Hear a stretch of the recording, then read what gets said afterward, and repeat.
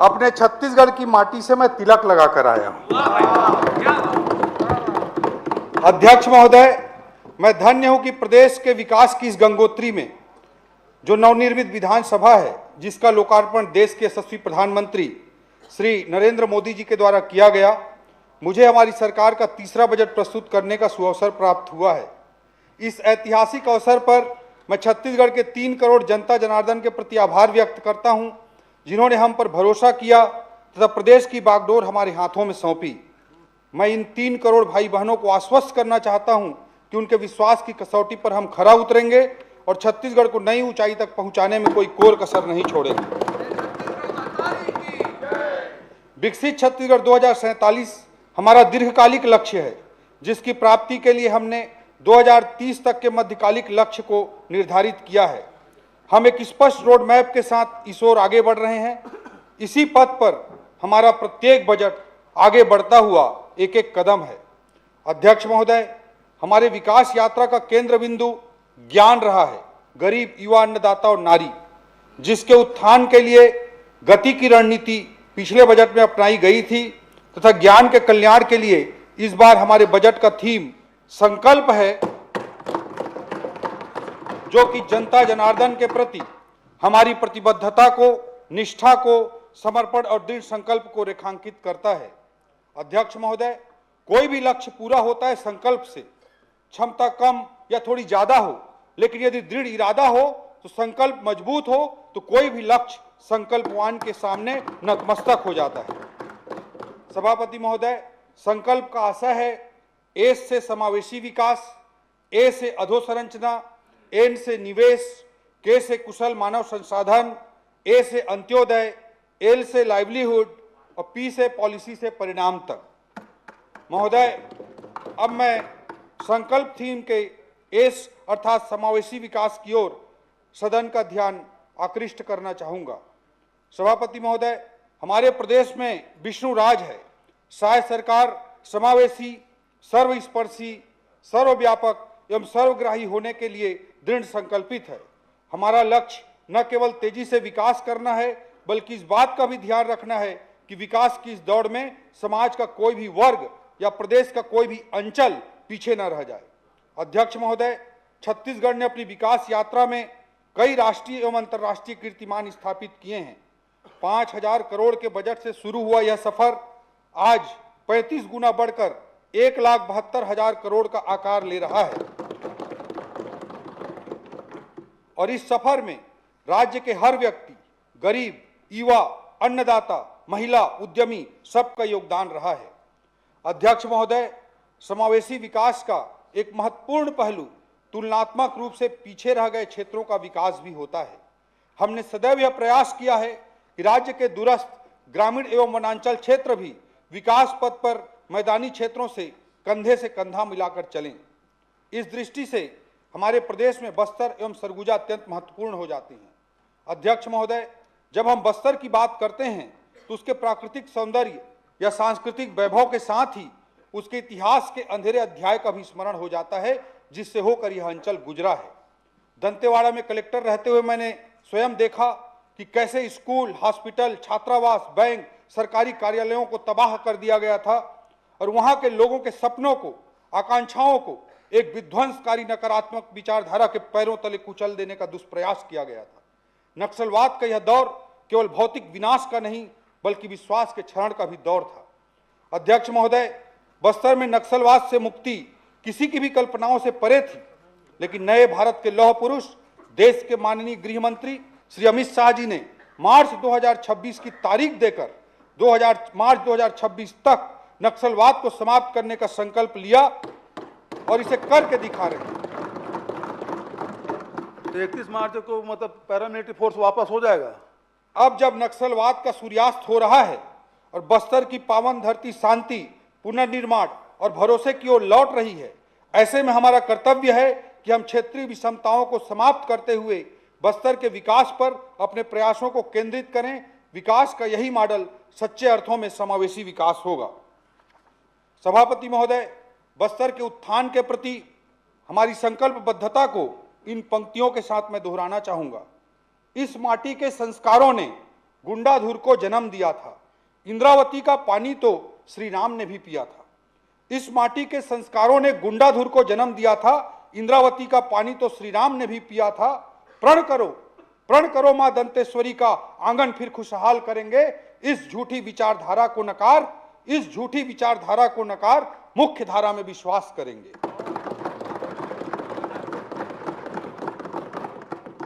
अध्यक्ष महोदय, हमारी सरकार बस्तर ओलंपिक और बस्तर पंडुम जैसे आयोजन कर रही है। इन आयोजनों से लाखों लोग मुख्य धारा से जुड़ रहे हैं और नक्सलवाद के विध्वंसकारी मार्ग को छोड़कर राष्ट्र निर्माण में अपना योगदान दे रहे हैं।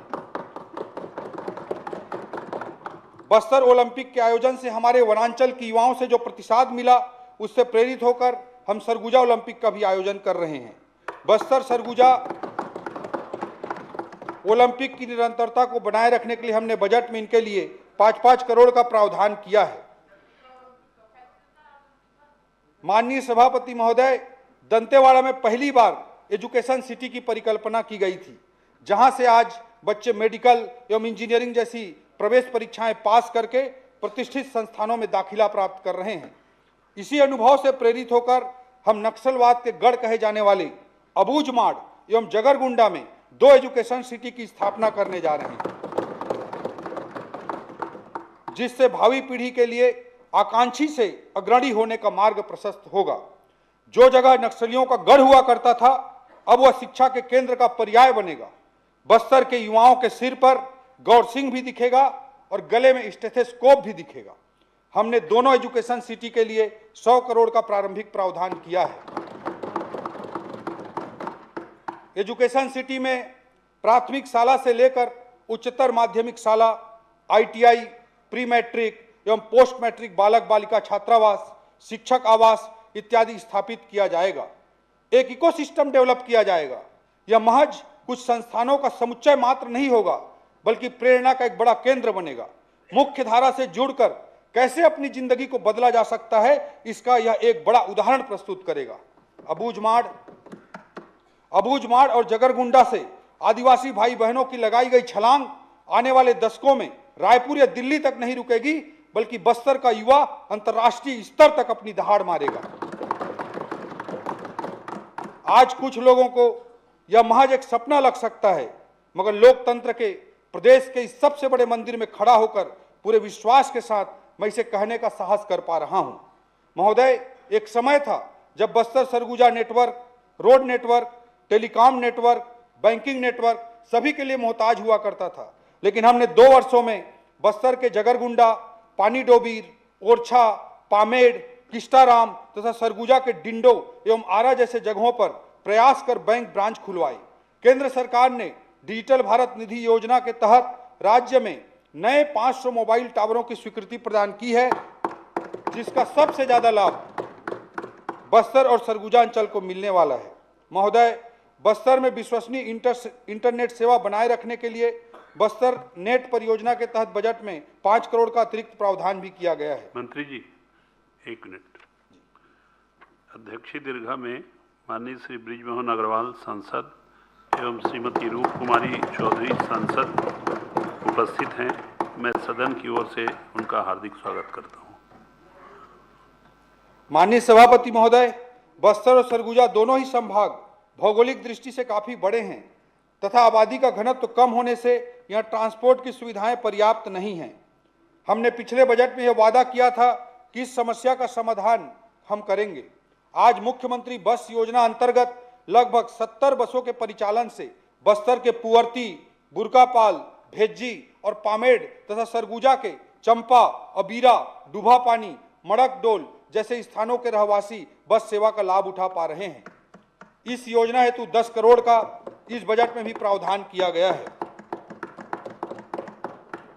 सभापति महोदय, भय के कारण जिस बस्तर में जाने से लोग परहेज करते थे, आज उसी बस्तर के चित्रकोट, तीरथगढ़, धुड़मारास, टाटामारी, दोड़काल इत्यादि अनेक स्थान आकर्षक पर्यटन के केंद्र बन रहे हैं। हमारी सरकार के प्रयास से आज बस्तर टूरिज्म हब के रूप में विकसित हो रहा है। हमने पिछले बजट भाषण में छत्तीसगढ़ होम स्टे पॉलिसी लाने का वायदा किया था, जिसे अमल में लाया जा चुका है। इसका सर्वाधिक लाभ बस्तर सरगुजा को होगा। इसके लिए भी बजट में 10 करोड़ का प्रावधान किया गया है। अध्यक्ष महोदय, पर्यटन को बढ़ावा देने के लिए हमने पर्यटन को उद्योग का दर्जा दिया है। बस्तर एवं सरगुजा क्षेत्र में होटल इत्यादि क्षेत्र में निवेश करने पर औद्योगिक नीति अंतर्गत अतिरिक्त लाभ मिलेंगे। हमारी नीति का लाभ स्थानीय लोगों को भी मिले, इसके लिए पात्रता हेतु निवेश के मापदंड भी उनके लिए कम रखे गए हैं।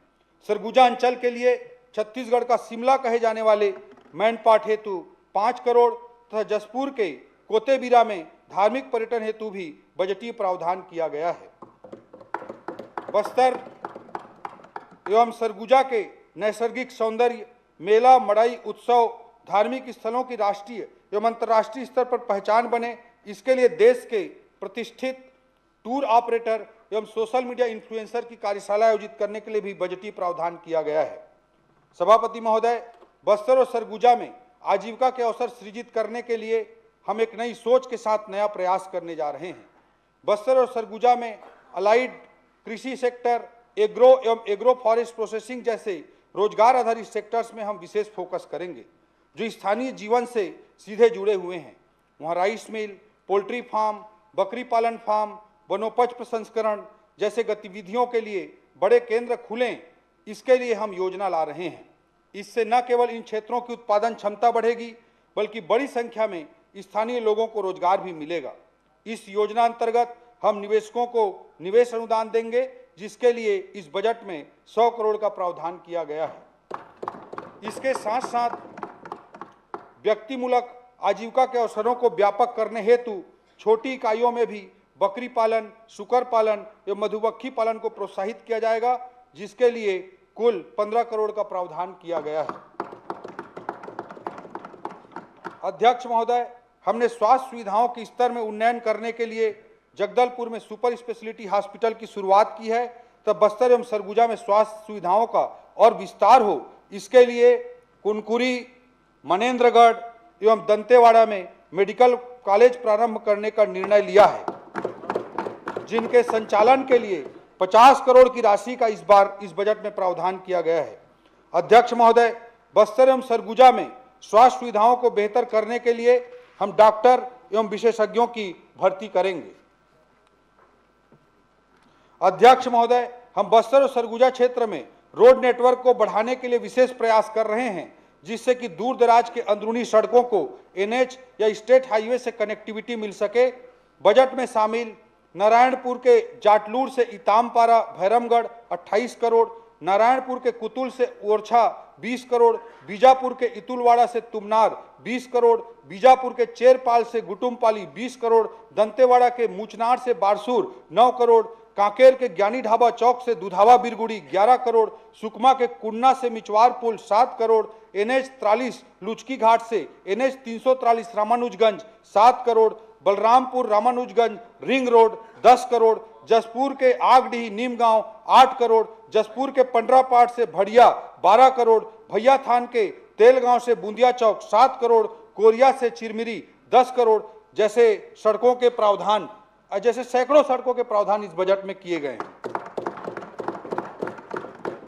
रोड नेटवर्क को बढ़ाने के साथ साथ सिंचाई, नहर, बांध जैसी संरचनाएं जो आर्थिक समृद्धि एवं खुशहाली के प्रतीक होते हैं, इनके लिए भी बजट में विशेष प्रावधान किया गया है। अध्यक्ष महोदय, बस्तर की दृष्टि से बस्तर की प्राणदायिनी इंद्रावती के जल का उपयोग आज तक हम उपयुक्त सिंचाई संरचनाओं के अभाव में अपनी क्षमताओं के अनुकूल नहीं कर पा रहे थे। हमने इंद्रावती पर मटनार और देउर गांव में 2024 करोड़ की लागत से बैराज निर्माण के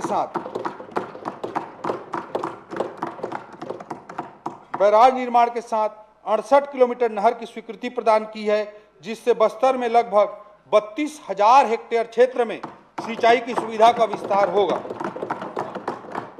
बस्तर अपनी हरियाली, उन्नति और समृद्धि की नई ऊंचाइयों को छुएगा। साथ ही इस बजट में कांकेर में मेडकी बैराज निर्माण 400 करोड़, बीजापुर में मट्टी मार का डायवर्सन योजना 110 करोड़, बस्तर में महादेव घाट बैराज निर्माण 100 करोड़, जसपुर के पंपशाला निकट में लिफ्ट इरिगेशन 60 करोड़, अंबिकापुर के सरगमा में बैराज निर्माण 20 करोड़, बैकुंठपुर में गेज डैम उन्नयन 10 करोड़ जैसे अनेकों प्रावधान बस्तर सरगुजा की दृष्टि से इस बजट में शामिल हैं। सभापति महोदय, माननीय मुख्यमंत्री जी की घोषणा के अनुरूप सरगुजा जसपुर विकास प्राधिकरण की राशि 50 करोड़ से बढ़ाकर 75 करोड़ तथा बस्तर विकास प्राधिकरण के लिए भी 75 करोड़ का बजट प्रावधान किया गया है। माननीय प्रधानमंत्री श्री नरेंद्र मोदी जी एवं मुख्यमंत्री श्री विष्णुदेव साय जी के नेतृत्व में बस्तर और सरगुजा का भाग्योदय हो रहा है और इन क्षेत्रों में सभी तरह के नेटवर्क का विकास, खेल, स्वास्थ्य, शिक्षा के लिए जो कदम उठाए जा रहे हैं वो सब हमारे समावेशी विकास, जो संकल्प के एस समावेशी विकास से संबंधित हैं, इस संकल्प का चित्रण करते हैं। अध्यक्ष महोदय, समावेशी विकास के माध्यम से हम क्षेत्रीय असमानता को दूर करने के प्रयास के साथ साथ समाज के सभी वर्गों को सम्मान, समान अवसर और संसाधन उपलब्ध कराने हेतु संकल्पित हैं। अध्यक्ष महोदय, हमने संकल्प पत्र में छत्तीसगढ़ की नारी शक्ति को महतारी वंदन योजना से जोड़कर सामाजिक एवं आर्थिक पहचान दिलाने की बात कही थी। योजना अंतर्गत लगभग 70 लाख माताओं बहनों को अभी तक 24 किस्तों में 14,000 करोड़ से अधिक की राशि हमारी सरकार ने ऑलरेडी जारी कर दी है। इस बजट में इसके लिए 8200 करोड़ का प्रावधान किया गया है। अध्यक्ष महोदय, लखपति दीदी योजना ने महिलाओं को आत्मनिर्भरता का जो मंच दिया है उसमें छत्तीसगढ़ अग्रणी रहा है तथा लगभग 5 लाख बहनें आर्थिक तरक्की कर लखपति दीदी बन चुकी हैं। लखपति दीदियों के व्यवसायिक एवं आर्थिक अनुभव विस्तार हेतु एक नई योजना मुख्यमंत्री लखपति दीदी भ्रमण योजना के लिए भी बजटीय प्रावधान किया जा रहा है। इस योजना के माध्यम से लखपति दीदियों के लिए देश प्रदेश के विभिन्न व्यवसायिक एवं आर्थिक केंद्रों के भ्रमण की व्यवस्था की जाएगी। साथ ही चूंकि हमारी बहनों का धार्मिक भावनाओं से गहरा जुड़ाव होता है, इसलिए इन्हें शक्ति पीठों का भी भ्रमण कराया जाएगा। अध्यक्ष महोदय, प्रदेश में 250 महतारी सदन बनाने के लिए भी इस बजट में 75 करोड़ का प्रावधान किया गया है। अध्यक्ष महोदय, समावेशी विकास वही है जो किशोरियों, नवनिहालों, धात्री माताओं एवं कुपोषित बच्चों को ममत्व भाव से स्पर्श करता है। इन उद्देश्यों की पूर्ति के लिए प्रदेश की आंगनबाड़ियों के संचालन हेतु 800 करोड़, पूरक पोषण आहार योजना हेतु 650 करोड़, पोषण अभियान एवं कुपोषण मुक्ति योजनाओं हेतु 235 करोड़ का प्रावधान किया गया है। हमने शहरी क्षेत्रों में 250 तथा ग्रामीण क्षेत्रों में अभिसरण के माध्यम से 500 आंगनबाड़ी केंद्रों के निर्माण हेतु 42 करोड़ का प्रावधान किया है। प्रधानमंत्री मातृवंदन योजना के तहत 120 करोड़ तथा मिशन वात्सल्य योजना के लिए 80 करोड़ का प्रावधान किया गया है। हमने संकल्प पत्र के अंतर्गत मोदी की गारंटी में बालिकाओं के जन्म होने पर उन्हें गरिमामय आर्थिक सुरक्षा प्रदान करने का वादा किया था। इस बजट में हम रानी दुर्गावती योजना प्रारंभ करने जा रहे हैं, जिसके माध्यम से नोनी के 18 वर्ष पूरे होने पर उसे 1.5 लाख रुपए की राशि प्रदान की जाएगी। स्वास्थ्य एवं चिकित्सा संबंधी प्रकरणों का जिक्र किए बिना समावेशी विकास की अवधारणा अधूरी ही रहेगी। सभापति महोदय, समावेशी समाज की परिकल्पना हम तब तक नहीं कर सकते जब तक स्वास्थ्य सुविधाएं सभी वर्गों के लिए अवेलेबल, एक्सेसिबल एवं अफोर्डेबल ना हो। हमने सदैव यह प्रयास किया है कि उच्च गुणवत्ता की स्वास्थ्य सुविधाएं बिना वित्तीय बोझ के जनता को उपलब्ध हो सकें। हम शहीद बी नारायण सिंह आयुष्मान स्वास्थ्य योजना के माध्यम से न केवल शासकीय अस्पताल बल्कि गैर शासकीय अस्पतालों में भी 5 लाख रुपए तक निःशुल्क चिकित्सा सुविधा उपलब्ध करा रहे हैं। इस योजना के लिए 1,500 करोड़ रुपए का प्रावधान किया गया है। अध्यक्ष महोदय, हमने 25 विकास खंडों में डायलिसिस केंद्र तथा 50 विकास खंडों में जन औषधि केंद्र के लिए भी बजटीय प्रावधान किया है।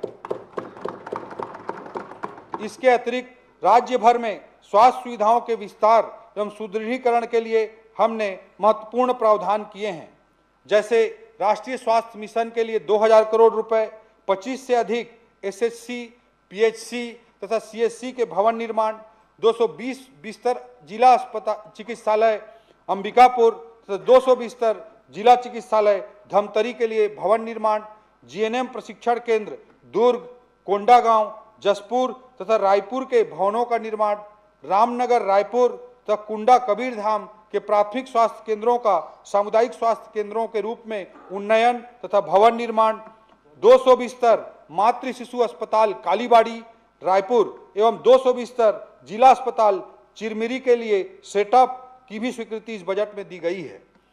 सभापति महोदय, प्रदेश में खाद्य पदार्थों एवं दवाइयों की शुद्धता और गुणवत्ता की जांच क्षमता बढ़ाने के लिए इंटीग्रेटेड खाद्य एवं औषधि परीक्षण लैब हेतु 25 करोड़ का प्रावधान भी किया गया है। अध्यक्ष महोदय, हमने राजधानी रायपुर में प्रदेश के पहले होम्योपैथी कॉलेज का भी प्रावधान इस बजट में किया है। राजधानी रायपुर में पहला होम्योपैथी कॉलेज, राज्य कैंसर संस्थान बिलासपुर के लिए setup, medical college Dantewada, Manendragarh, Kabirdham, Janjgir Champa एवं जसपुर के संचालन हेतु सेटअप का भी प्रावधान इस बजट में किया गया है। नर्सिंग कॉलेज कांकेर, कोरबा, मनेंद्रगढ़, महासमुंद जैसे स्थलों में प्रारंभ किया जाएगा। Advance cardiac institute Mekahara Raipur में उपकरण, बिस्तर एवं अन्य सुविधाओं के साथ साथ एआई के उपयोग से उपचार इत्यादि के बेहतरी के लिए 10 करोड़ रुपए का प्रावधान अतिरिक्त किया गया है। हमने medical college Raipur, medical college Rajnandgaon, Ayurvedic college Raipur में मेडिकल छात्र छात्राओं एवं इंटर्न्स के हॉस्टल निर्माण हेतु 35 करोड़ का प्रावधान किया है। अध्यक्ष महोदय, इसके साथ साथ स्वास्थ्य विभाग अंतर्गत मितानिन कल्याण निधि के लिए 350 करोड़, पीएम अभीम के लिए 190 करोड़, प्रधानमंत्री जन आरोग्य योजना के लिए 183 करोड़, राष्ट्रीय आयुष मिशन के लिए 120 करोड़ का प्रावधान किया गया है। अध्यक्ष महोदय, सभापति महोदय, आपके नेतृत्व में भाजपा सरकार ने, सभापति महोदय, हमारे सम्मानीय अध्यक्ष महोदय के नेतृत्व में भाजपा सरकार ने, तत्कालीन भाजपा सरकार ने किसानों के लिए देश में सबसे पहले क्रांतिकारी कदम उठाते हुए ब्याज मुक्त ऋण उपलब्ध कराने की योजना प्रारंभ की थी, जो आज तक किसानों के लिए अत्यंत लाभप्रद सिद्ध हो रही है। इस योजना के लिए इस बजट में 300 करोड़ रुपए का प्रावधान किया गया है।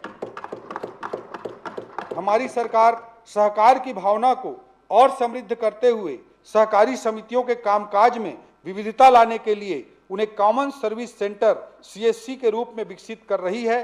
सहकारी समितियों को स्वावलंबी और संसाधन पूर्ण करने के उद्देश्य से 50 नए गोदामों हेतु 150 करोड़ रुपए का भी प्रावधान किया गया है। अध्यक्ष महोदय, सभापति महोदय, अब मैं संकल्प थीम के दूसरे पड़ाव ए अर्थात अधोसंरचना की ओर सदन का ध्यान आकृष्ट करना चाहूंगा। अधोसंरचना आर्थिक विकास की नींव के साथ साथ उसकी उत्प्रेरक भी होती है। इसलिए हमारी सरकार ने प्रत्येक बजट में अधोसंरचना को विशेष स्थान दिया है। छत्तीसगढ़ में रेल सुविधाओं के विस्तार के लिए आज लगभग 47,000 करोड़ के कार्य हो रहे हैं, जो 2013-14 की तुलना में लगभग 24 गुना अधिक है। यह डबल इंजन की सरकार के कारण संभव हो पा रहा है। सभापति महोदय, यही नहीं, आज छत्तीसगढ़ में अनेक बड़े बड़े इंफ्रास्ट्रक्चर प्रोजेक्ट जैसे कि रायपुर रांची धनबाद एक्सप्रेसवे, रायपुर से विशाखापट्टनम एक्सप्रेसवे, खरसिया से परमलकसा रेलवे लाइन, केंद्री में नया कोचिंग टर्मिनल, रायपुर से सारंगगढ़ बिलाईगढ़ तक 4 लेन, कोरबा अंबिकापुर नई rail line, Dongargarh Katghora rail line इत्यादि अगर आकार ले रहे हैं तो यह केवल और केवल छत्तीसगढ़ की जनता के प्रति माननीय प्रधानमंत्री श्री नरेंद्र मोदी जी का स्नेह है। सभापति महोदय, अधोसंरचना के क्षेत्र में हम एक नई योजना मुख्यमंत्री द्रुतगामी सड़क संपर्क योजना इस बजट में लेकर आ रहे हैं। इस योजना का मुख्य उद्देश्य राज्य के आर्थिक केंद्रों को जोड़ने वाली एनएच के अतिरिक्त जो हैं सड़कों का कम से कम 2 लेन सड़कों में उन्नयन करना है। इसमें राजनांदगांव से गीदम, भनपुरी से दोरनापाल, शंकरगढ़ से सुहेला वाया कांसाबेल, कसडोल से गरियाबंद वाया बागबहरा सहित हमारे छत्तीसगढ़ की 36 सड़कें इसमें शामिल हैं, जिसके लिए 200 करोड़ का प्रारंभिक प्रावधान किया गया है। सभापति महोदय, हमारा राज्य भौगोलिक दृष्टि से बृहद है, आबादी का घनत्व तो कम है तथा काफी बड़ा क्षेत्र वनांचल, नदी नाले पहाड़ इत्यादि से आच्छादित है। इसके कारण अभी भी कुछ गांव बारहमासी सड़कों से कनेक्टेड नहीं हैं। कई बार हम अखबारों में स्कूली बच्चों को नाव से नदी नाले पार करने की तस्वीरें देखते हैं। हमारी सरकार ने ऐसे 206 गांवों को चिन्हांकित किया है, जिन्हें जोड़ने के लिए इस बजट में 50 करोड़ का शुरुआती प्रावधान भी हमने किया है। सभापति महोदय, इस वर्ष लोक निर्माण विभाग अंतर्गत लगभग 9,450 करोड़ का बजटीय प्रावधान किया गया है, जिसमें बिलासपुर एवं दुर्ग संभाग के अनेक महत्वपूर्ण अधोसंरचना जैसे बिलासपुर के राजीव गांधी चौक से सीपत चौक फ्लाईओवर 15 करोड़, बिलासपुर के मेलनाडीह से कस्तूरी नगर तक सड़क 30 करोड़, मुंगेली के फास्टरपुर झलियापुर सड़क 10 करोड़, बिलासपुर के उसलापुर गीता पैलेस से अमेरी अंडर ब्रिज की ओर 4 करोड़, मुंगेली के बिटकुली से भटगांव सेवार पहुंच मार्ग 4 करोड़, बिलासपुर के चकरभाटा बस्ती से धमनी पहुंच मार्ग 2 करोड़, कवर्धा से खमरिया मार्ग उन्नयन एवं चौड़ीकरण 23 करोड़, दुर्ग के महाराजा चौक में फ्लाईओवर, बालौद राजनांदगांव से अंतागढ़ कच्चे मार्ग 24 करोड़, इस तरह के कार्य बजट में शामिल किए गए हैं। इसके अलावा रायपुर संभाग की कुछ महत्वपूर्ण सड़कें जैसे महासमुंद के झलप रायतुम अचानकपुर मार्ग 15 करोड़, बलौदा बाजार भाटापारा सड़क चौड़ीकरण 25 करोड़, धमतरी नगरी बोराई सड़क 20 करोड़, धमतरी के पुरूर गंगरेल सड़क चौड़ीकरण 11 करोड़ भी शामिल हैं। सभापति महोदय, रायपुर राजधानी होने के साथ साथ आर्थिक, सांस्कृतिक, शैक्षणिक तथा प्रशासनिक गतिविधियों का पूर्णतः केंद्र बिंदु है, जिसके कारण यहाँ ट्रैफिक व्यवस्था एक स्वाभाविक चुनौती होती है।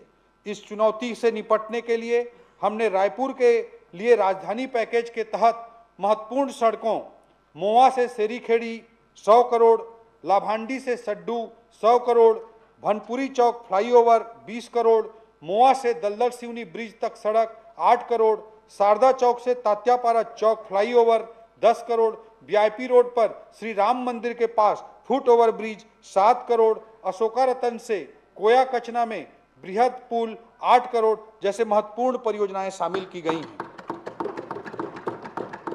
साथ ही रायपुर शहर में विद्युत लाइनों को अंडरग्राउंड किए जाने के लिए 100 करोड़ रुपए का विशेष प्रावधान किया गया है। रायपुर में ट्रैफिक व्यवस्था को सुधारने हेतु भी जिला प्रशासन, पुलिस प्रशासन एवं नगर निगम मिलकर कार्य करेंगे एवं इसके लिए सरकार से वित्तीय रूप से अतिरिक्त फंड भी प्रदान किया जाएगा। सभापति महोदय, नवा रायपुर अटल नगर आधुनिक अधोसंरचना, नागरिक सेवा तथा इन्वेस्टर फ्रेंडली शहर होने के कारण देश में तेजी से उभर रहा है। नवा रायपुर में आज medi city, edu city, sports city, film city जैसे कॉन्सेप्ट के कारण यह शासकीय निवेश के साथ साथ निजी निवेश भी आ रहे हैं, जिसमें एआई डेटा सेंटर, सेमीकंडक्टर विनिर्माण इकाई जैसे आधुनिक तकनीक संबंधी निवेश के साथ साथ बॉम्बे हॉस्पिटल तथा Narsi Monjee institute of management studies जैसे प्रतिष्ठित संस्थान भी शामिल हैं। नवा रायपुर की अधोसंरचना को और मजबूत करने के लिए ऑप्टिकल फाइबर सुविधा हेतु 10 करोड़, विद्युत अधोसंरचना हेतु 35 करोड़, ट्रिपल आईटी में अधोसंरचना निर्माण हेतु 20 करोड़ एवं सत्य साई संजीवनी अस्पताल में स्वास्थ्य सुविधाओं के लिए अधोसंरचना विस्तार हेतु 25 करोड़ का प्रावधान इस बजट में किया गया है। सभापति महोदय, हमने अपने संकल्प पत्र में तथा पिछले बजट भाषण में स्टेट कैपिटल रीजन बनाने की घोषणा की थी, जिसे मुख्यमंत्री जी की अध्यक्षता में पूरा किया गया है। महोदय, बढ़ती हुई आबादी एवं शहरीकरण के कारण आवश्यकता है कि हमारी प्लानिंग बृहद स्तर की हो, जहां न केवल रायपुर बल्कि इसके आसपास के क्षेत्रों को भी शामिल कर इकोनॉमिक मास्टर प्लान तैयार किया जाए। हमारे राज्य राजधानी क्षेत्र में छत्तीसगढ़ के साथ साथ पूरे मध्य भारत का फुटप्रिंट होगा, इसलिए SCR में क्षेत्रीय स्तर की परियोजनाओं की प्लानिंग एवं क्रियान्वयन के कार्य को आगे बढ़ाने के लिए शुरुआती बजटीय प्रावधान के रूप में 68 करोड़ रुपए का प्रावधान किया गया है। सभापति महोदय, हमने पिछले बजट में SCR में मेट्रो रेल परियोजना की बात की थी, जिसके संबंध में आज मैं अवगत कराना चाहूंगा कि हमने सर्वे के लिए एजेंसी का निर्धारण कर लिया है तथा मेट्रो रेल परियोजना के काम को आगे बढ़ाने के लिए इस बजट में बजटीय प्रावधान किया गया है। सभापति महोदय, भारत रत्न श्रद्धेय अटल बिहारी वाजपेयी जी ने सदैव नदियों को जोड़ने पर जोर दिया था और इसी सोच को आगे बढ़ाते हुए हमने सीकासार कोडार नहर लिंकिंग परियोजना का अत्याधुनिक लीडार सर्वे कार्य पूर्ण किया है तथा इस परियोजना के लिए 3047 करोड़ की प्रशासकीय स्वीकृति प्रदान कर दी गई है। इस परियोजना का लाभ मैदानी छत्तीसगढ़ को प्राप्त होगा। इसके अतिरिक्त महानदी पर मोहमेला सिरपुर बैराज निर्माण हेतु 690 करोड़ की स्वीकृति भी प्रदान कर दी गई है। जल संसाधन विभाग के पूंजीगत प्रावधान में ऐतिहासिक वृद्धि करते हुए 3500 करोड़ रुपए का प्रावधान किया गया है। सभापति महोदय, सिंचाई व्यवस्था के साथ साथ हमने शुद्ध पेयजल उपलब्धता के लिए भी आवश्यक प्रावधान किए हैं। धमतरी जिले के ग्राम सिर्री तथा कबीरधाम जिले के सुतियापाट जलाशय से ठाठापुर तक 54 गांवों में एवं भीरा क्षीरपानी जलाशय से 66 गांवों में पेयजल आपूर्ति किए जाने हेतु बजटीय प्रावधान किया गया है। इस बजट में O&M की नई पॉलिसी के तहत लोक स्वास्थ्य विभाग अंतर्गत पेयजल सुविधाओं के संचालन एवं संधारण के लिए 50 करोड़ रुपए का अतिरिक्त प्रावधान किया गया है। सभापति महोदय, आज छत्तीसगढ़ में चहुमुखी विकास हो रहा है और हमारा राज्य आर्थिक गतिविधियों का केंद्र बनने के साथ साथ medical tourism, eco tourism, conference destination तथा वेडिंग डेस्टिनेशन के पसंदीदा स्थान के रूप में उभर रहा है। इन क्षेत्रों के भावी विकास में हवाई सेवाओं की उपलब्धता का बहुत बड़ा योगदान रहेगा। सभापति महोदय, क्षेत्रीय आकांक्षाओं को सम्मान देते हुए हम यह प्रयास कर रहे हैं कि बिलासपुर, जगदलपुर एवं अंबिकापुर एयरपोर्ट को विकसित करने में राज्य की ओर से अधोसंरचना में कोई कमी न रह जाए, इसके लिए 80 करोड़ रुपए का अतिरिक्त प्रावधान किया गया है। साथ ही कोरबा में भी एयर स्ट्रिप के उन्नयन हेतु बजटीय प्रावधान किया गया है। सभापति महोदय, हमारा प्रयास है कि बिलासपुर, जगदलपुर एवं अंबिकापुर की एयर कनेक्टिविटी और व्यापक हो। हमारी कोशिश है कि बिलासपुर से नियमित फ्लाइट की संख्या और बढ़े एवं अंबिकापुर से भी अगले वित्तीय वर्ष में नियमित फ्लाइट एवं जगदलपुर से रायपुर के बीच भी फ्लाइट की पुनः शुरुआत हो। इन प्रयासों को सार्थक करने के लिए हम राज्य सरकार की एक नई योजना CG वायु, छत्तीसगढ़ वायबिलिटी असिस्टेंस फॉर यात्री उड़ान CG वायु प्रावधानित कर रहे हैं। योजना अंतर्गत एयरलाइंस को वायबिलिटी गैप फंडिंग हेतु इस बजट में 30 करोड़ रुपए का प्रावधान किया गया है। सभापति महोदय, विकास की कहानी ऊर्जा के स्याही से लिखी जाती है। ऊर्जा केवल एक सेक्टर मात्र नहीं है, बल्कि ये समस्त मानव गतिविधियों का केंद्र बिंदु है। यह हमारे लिए गर्व का विषय है कि छत्तीसगढ़ देश का पावर हब है तथा राष्ट्रीय स्तर पर ऊर्जा आपूर्ति में अहम भूमिका निभा रहा है। इसमें अग्रणी बने रहने के लिए निवेश के लिए माकूल माहौल बनाने के उद्देश्य से हमने माननीय मुख्यमंत्री जी की अध्यक्षता में एनर्जी समिट का आयोजन किया, जिसमें 3,50,000 करोड़ रुपए से ज्यादा के निवेश प्रस्ताव प्राप्त हुए हैं। इस बजट में मुख्यमंत्री विद्युत अधोसंरचना विकास अंतर्गत 33/11 केवी के 90 नए उपकेंद्र सहित अन्य कार्यों हेतु 100 करोड़ का बजटीय प्रावधान किया गया है। सार्वजनिक स्थानों, चौक चौराहों में सोलर हाई मास्ट की स्थापना के लिए 35 करोड़ का प्रावधान किया गया है। क्रेडा के कार्य विस्तार को देखते हुए नए भवन के निर्माण के लिए 10 करोड़ का प्रावधान शामिल है। घरेलू उपभोक्ताओं को बिजली बिल में राहत देने के लिए 80 करोड़ का प्रावधान है। बीपीएल उपभोक्ताओं को निःशुल्क बिजली देने के लिए 354 करोड़ का प्रावधान है। नियद नेल्ला नार योजना में विद्युतीकरण हेतु 50 करोड़ रुपए का अतिरिक्त प्रावधान है। सभापति महोदय, प्रधानमंत्री सूर्य घर मुफ्त बिजली योजना अंतर्गत केंद्रीय अनुदान के साथ राज्य सरकार के अतिरिक्त अनुदान हेतु 400 करोड़ रुपए का प्रावधान किया गया है। सभापति महोदय, नगरीय विकास में अधोसंरचना जैसे कि सड़कें, जलापूर्ति, सीवरेज, आवास और परिवहन को आधुनिक एवं सुदृढ़ बनाना हमारे लिए एक अवसर भी है और चुनौती भी। सभापति महोदय, नगरीय निकायों में होने वाला विकास भविष्य की आवश्यकताओं को ध्यान में रखकर किया जाना आवश्यक है, जिससे कि हमारे शहर नियोजित एवं व्यवस्थित हो सकें। पिछले बजट में नगर निगमों में विकास के लिए हमने मुख्यमंत्री नगरोत्थान योजना प्रारंभ की थी। इस बजट में नगर पालिकाओं एवं नगर पंचायतों के समग्र विकास के लिए नगरोत्थान योजना की तर्ज पर एक नई योजना मुख्यमंत्री आदर्श शहर समृद्धि योजना प्रस्तावित है, जिसके लिए 200 करोड़ का अतिरिक्त प्रावधान किया गया है। इसके अतिरिक्त समस्त नगरीय निकायों में अधोसंरचना विस्तार हेतु 750 करोड़, नगरोत्थान योजना के अंतर्गत 450 करोड़, प्रधानमंत्री आवास योजना 2.0 शहरी हेतु 800 करोड़, मिशन अमृत योजना अंतर्गत 512 करोड़ का प्रावधान किया गया है। सभापति महोदय, युवाओं के लिए पिछले 2 वर्षों में हमारे द्वारा 33 नालंदा लाइब्रेरी स्वीकृत किए गए हैं। इस वर्ष तखतपुर, पंडरिया, भाटापारा सहित 5 नालंदा लाइब्रेरी हेतु 22 करोड़ का अतिरिक्त प्रावधान किया गया है। सभापति महोदय, संकल्प के इस बजट की जो इस थीम है, इस संकल्प की थीम की अगली कड़ी एन अर्थात निवेश है। छत्तीसगढ़ की आबादी का लगभग 60% कार्यशील जनसंख्या की श्रेणी में आता है। इनके लिए रोजगार के अवसर उपलब्ध कराना हमारी प्राथमिकता है।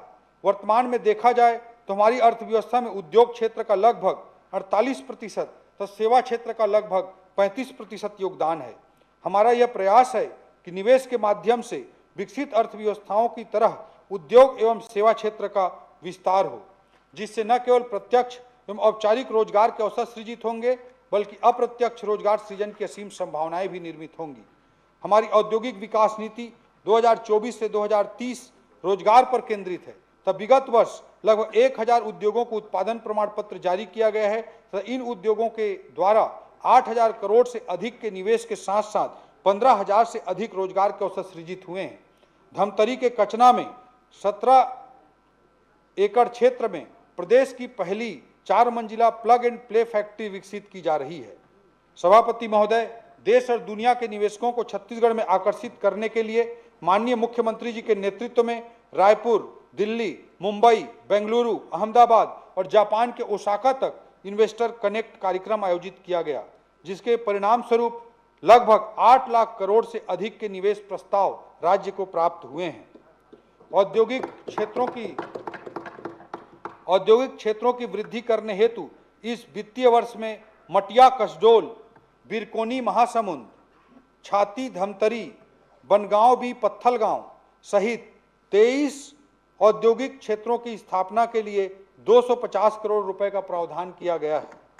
सभापति महोदय, ग्राम तूता, नवा रायपुर, अटल नगर में कन्वेंशन सह एग्जीबिशन सेंटर के निर्माण हेतु प्रारंभिक 25 करोड़ रुपए का प्रावधान, भिलाई में व्यवसायिक परिसर के निर्माण हेतु 10 करोड़, पटेवा, राजनांदगांव में इलेक्ट्रॉनिक मैन्युफैक्चरिंग क्लस्टर 2.0 के लिए 10 करोड़, नवा रायपुर, अटल नगर तथा राजनांदगांव में इंडस्ट्रियल फैसिलिटेशन कॉम्प्लेक्स के लिए 20 करोड़ का प्रावधान किया गया है।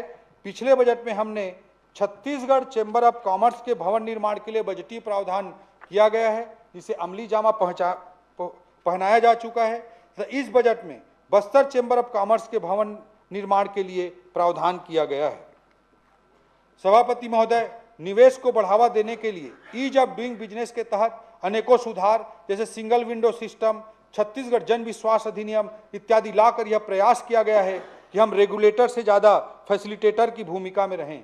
हमने उद्यमिता को बढ़ावा देने हेतु उद्योगों की सब्सिडी हेतु प्रावधानित बजट में 3 गुना वृद्धि की है। इस बार अनुदान एवं प्रतिपूर्ति हेतु 750 करोड़ रुपए का प्रावधान रखा गया है। नवीन औद्योगिक क्षेत्रों की स्थापना हेतु लैंड बैंक तैयार करने के लिए 200 करोड़ रुपए का अतिरिक्त प्रावधान भी किया गया है। सभापति महोदय, वर्ष 2024-25 में उद्योग विभाग का बजट 648 करोड़ था, जो बढ़कर इस वर्ष 1750 करोड़ तक पहुंच चुका है। इस तरह उद्योग विभाग के बजट में लगातार उत्तरोत्तर वृद्धि, निवेश प्रोत्साहन एवं रोजगार वृद्धि के प्रति हमारी सरकार की प्रतिबद्धता को रेखांकित करता है। सभापति महोदय, मौजूदा जियोपॉलिटिकल एवं जियो इकोनॉमिक परिदृश्य में क्रिटिकल तथा स्ट्रेटेजिक मिनरल के क्षेत्र में छत्तीसगढ़ अग्रणी भूमिका निभा सकता है। इसलिए नवीन क्षेत्र में संभावनाओं को तलाशने के लिए हम माननीय मुख्यमंत्री जी के नेतृत्व में NMAT, ISM धनबाद एवं CIL जैसे प्रतिष्ठित संस्थानों के साथ मिलकर काम कर रहे हैं।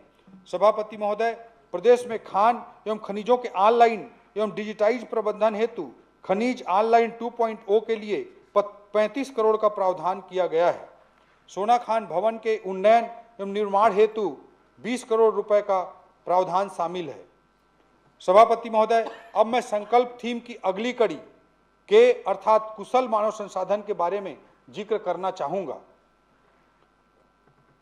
आज प्रतिस्पर्धी अर्थव्यवस्था में विकास एवं रोजगार का आधार उद्योग, निवेश, अधोसंरचना के साथ साथ कुशल एवं प्रशिक्षित मानव संसाधन होता है।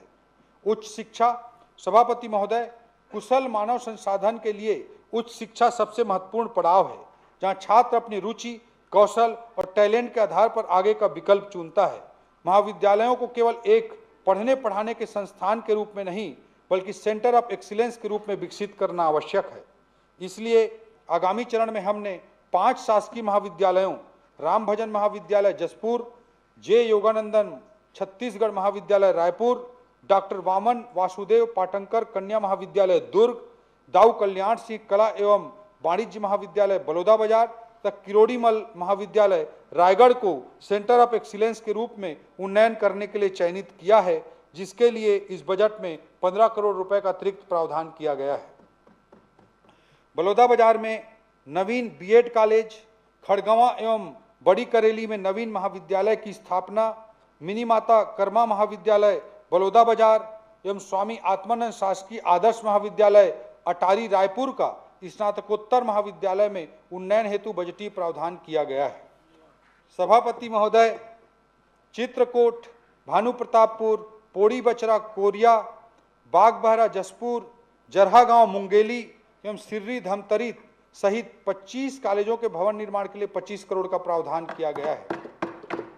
सभापति महोदय, रायपुर प्रदेश का सबसे बड़ा परीक्षा केंद्र है, जहां लगातार प्रतियोगी परीक्षाएं होती रहती हैं, जिसमें प्रदेश के अतिरिक्त मध्य प्रदेश, उड़ीसा एवं महाराष्ट्र से भी अभ्यर्थी यहाँ आते हैं।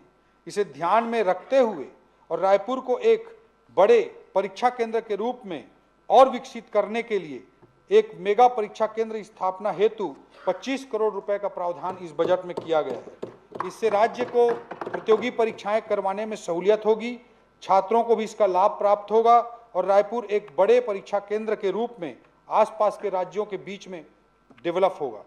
सभापति महोदय, राज्य के विश्वविद्यालयों को अनुदान राशि दिए जाने के लिए 731 करोड़ का प्रावधान किया गया है, जिसमें इंदिरा गांधी कृषि विश्वविद्यालय को 250 करोड़, पंडित रविशंकर शुक्ल विश्वविद्यालय को 40 करोड़, इंदिरा कला एवं संगीत विश्वविद्यालय को 16 करोड़, स्वामी विवेकानंद तकनीकी विश्वविद्यालय को 50 करोड़ सम्मिलित है। तकनीकी शिक्षा। सभापति महोदय, नवीन औद्योगिक नीति तथा आर्थिक सुधारों के कारण छत्तीसगढ़ में निवेश का बेहतर वातावरण निर्मित हुआ है। विश्व स्तरीय तकनीकी मानव संसाधन सृजित करने के उद्देश्य से हमने CGIT Chhattisgarh institute of technology की स्थापना करने का निर्णय पिछले संकल्प पत्र में लिया था। अभी तक 4 CGIT कबीरधाम, जसपुर, रायगढ़ तथा जगदलपुर प्रारंभ किए जा चुके हैं तथा 3 नए CGIT रायपुर, बिलासपुर एवं दुर्ग हेतु इस बजट में प्रावधान किया गया है। सभापति महोदय, ITI तथा पॉलिटेक्निक संस्थाओं के अधोसंरचनात्मक उन्नयन और सुदृढ़ीकरण के लिए 50 करोड़ का प्रावधान भी किया गया है। स्वामी विवेकानंद तकनीकी विश्वविद्यालय भिलाई को राष्ट्रीय शिक्षा नीति 2020 के क्रियान्वयन हेतु 20 करोड़ प्रदान किया जाएगा। सभापति महोदय, PM सेतु योजना के तहत ITIs को अपग्रेड करने के लिए भी बजटीय प्रावधान किया गया है। कौशल विकास। सभापति महोदय, आपके नेतृत्व में, सभापति महोदय, आदरणीय अध्यक्ष महोदय के नेतृत्व में छत्तीसगढ़ देश का पहला ऐसा राज्य बना था जिसने अपने युवाओं को कानून बनाकर कौशल प्राप्त करने का अधिकार दिया एवं प्रदेश के लाइवलीहुड कॉलेज पूरे देश के लिए मॉडल बने। युवाओं की ऊर्जा और क्षमताओं को बाजार मांग के अनुरूप विकसित करने के लिए उन्हें कौशल विकास से जोड़ना आवश्यक है। अतः इसके लिए हमने स्किल डेवलपमेंट अंतर्गत 75 करोड़ रुपए का प्रावधान किया है। युवा। सभापति महोदय, युवाओं के भविष्य में ही छत्तीसगढ़ का भविष्य निहित है। अतः हमने अपने युवाओं को विभिन्न स्तरों पर आवश्यक संसाधन, सहयोग एवं मार्गदर्शन प्रदान करने हेतु बजट में प्रावधान किया है। हमने संकल्प पत्र में युवाओं के करियर काउंसलिंग की व्यवस्था करने का उल्लेख किया था, जिसकी पूर्ति के लिए इस बजट में 10 करोड़ का प्रावधान किया गया है। हम नालंदा लाइब्रेरी को पढ़ाई के साथ साथ युवाओं के करियर एवं उद्यमिता मार्गदर्शन का भी केंद्र बनाएंगे। सभापति महोदय, हमारे युवा राष्ट्रीय स्तर पर उपलब्ध अवसरों के लिए प्रतिस्पर्धा कर सकें, इसके लिए उन्हें परीक्षा की तैयारी में आर्थिक सहायता हेतु हम एक नई योजना ला रहे हैं। इस योजना का नाम CGS assistance for competitive exams है, जिसके 3 घटक हैं: उड़ान, शिखर एवं मंजिल। उड़ान अंतर्गत नीट, क्लैट एवं जेईई प्रवेश परीक्षाओं की तैयारी के लिए आर्थिक मदद की जाएगी। शिखर अंतर्गत यूपीएससी एवं सीजीपीएससी चयन परीक्षाओं की तैयारी के लिए प्रतिभाशाली युवाओं को आर्थिक मदद की जाएगी। और मंजिल के अंतर्गत बैंकिंग, एसएससी एवं रेलवे चयन परीक्षाओं की तैयारी के लिए प्रतिभाशाली युवाओं को आर्थिक मदद की जाएगी। इस योजना के लिए 33 करोड़ रुपए का बजटीय प्रावधान किया गया है। सभापति महोदय, वैसे मेधावी छात्र जिन्हें शासकीय हॉस्टल की सुविधा उपलब्ध नहीं हो पाती, उनको संभाग स्तर पर स्वयं के व्यय से रहने की व्यवस्था करने पर आर्थिक सहयोग देने हेतु हम एक नई योजना मुख्यमंत्री शिक्षा सहयोग योजना लेकर आ रहे हैं, जिसके लिए इस बजट में 10 करोड़ रुपए का प्रावधान किया गया है। सभापति महोदय, हमारी सरकार संकल्प पत्र में किए गए वादे अनुसार रिक्त शासकीय पदों को भरने के लिए भी प्रतिबद्ध है। आगामी वर्षों में भर्ती प्रक्रिया को और गति प्रदान करने के लिए व्यापम की क्षमता विस्तार का कार्य किया जाएगा।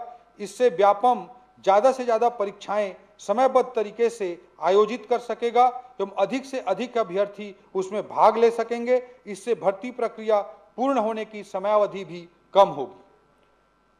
इलेक्ट्रॉनिक्स एवं सूचना प्रौद्योगिकी। सभापति महोदय, वर्तमान परिदृश्य में विश्व स्तर के मानव संसाधन तैयार करने के लिए हमें सूचना प्रौद्योगिकी तथा AI जैसे क्षेत्रों में अभी से निवेश करने की आवश्यकता है।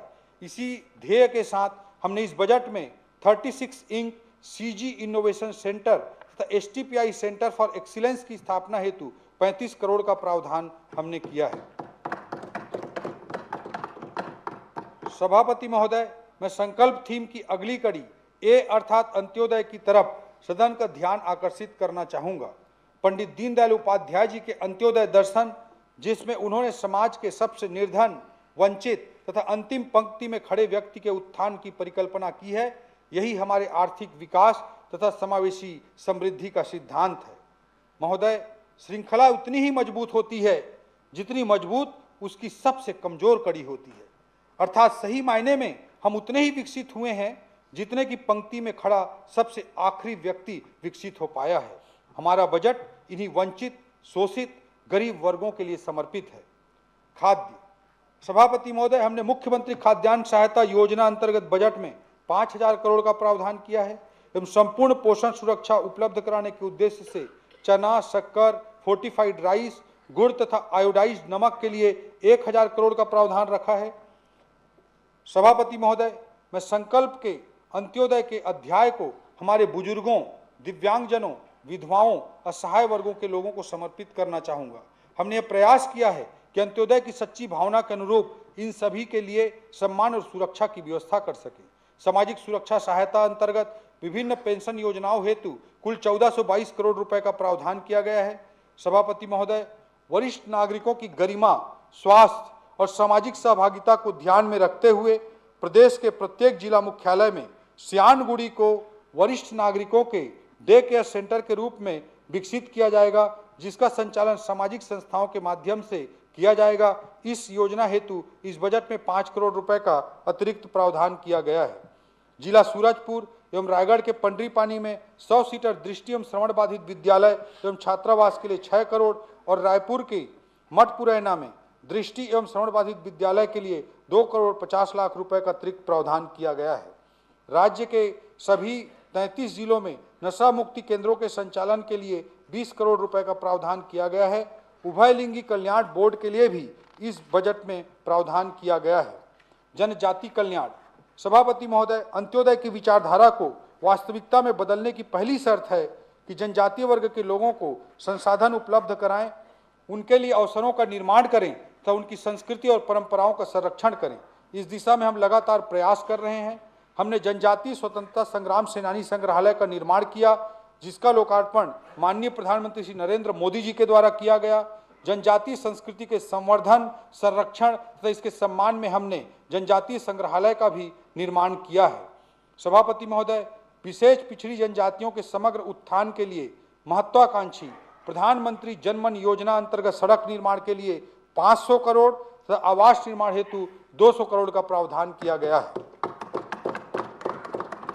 जनजातीय बाहुल्य ग्राम पंचायतों के लोगों के जीवन स्तर में सुधार हेतु संचालित धरती आबा जनजाति ग्राम उत्कर्ष अभियान योजना अंतर्गत बुनियादी ढांचे, स्वास्थ्य, शिक्षा तथा आजीविका के क्षेत्र में मौजूद कमियों को दूर करने हेतु 200 करोड़ का प्रावधान किया गया है। मुख्यमंत्री बाल भविष्य सुरक्षा योजना अंतर्गत प्रदेश में 17 आवासीय विद्यालय संचालित हैं, जिसके लिए 72 करोड़ का प्रावधान किया गया है। साथ ही बीजापुर में प्रयास विद्यालय प्रारंभ करने हेतु प्रावधान इस बजट में विशेष रूप से किया गया है। विशेष पिछड़ी जनजातियों के लिए कोरबा जिले में आवासीय विद्यालय निर्माण के लिए 5 करोड़ तथा बालक क्रीड़ा परिसर के निर्माण हेतु 10 करोड़ का प्रावधान कोरबा के लिए किया गया है। एक प्रयास विद्यालय, एक क्रीड़ा परिसर, 22 अनुसूचित जनजाति प्री मैट्रिक एवं पोस्ट मैट्रिक बालक बालिका छात्रावास भवनों के निर्माण हेतु 75 करोड़ रुपए का अतिरिक्त प्रावधान किया गया है। सभापति महोदय, हमारी सरकार ने इस वर्ष जनजातीय संस्कृति को देश दुनिया तक पहुंचाने के लिए एक नई पहल के रूप में जनजातीय सुरगुड़ी स्टूडियो की शुरुआत करने का निर्णय लिया है। इसके लिए भी बजटीय प्रावधान किया गया है। सभापति महोदय, अनुसूचित जनजाति बाहुल्य ग्राम पंचायतों में बैगा एवं पुजारी को प्रोत्साहन राशि दिए जाने का निर्णय लिया गया है। इसके लिए बजट में 3 करोड़ से अधिक का प्रावधान किया गया है। अनुसूचित जाति कल्याण। सभापति महोदय, अनुसूचित जाति कल्याण विभाग को व्यवस्थित, सक्षम एवं क्रियाशील बनाने हेतु विभागाध्यक्ष कार्यालय का सेटअप बजट में प्रावधानित किया जा रहा है।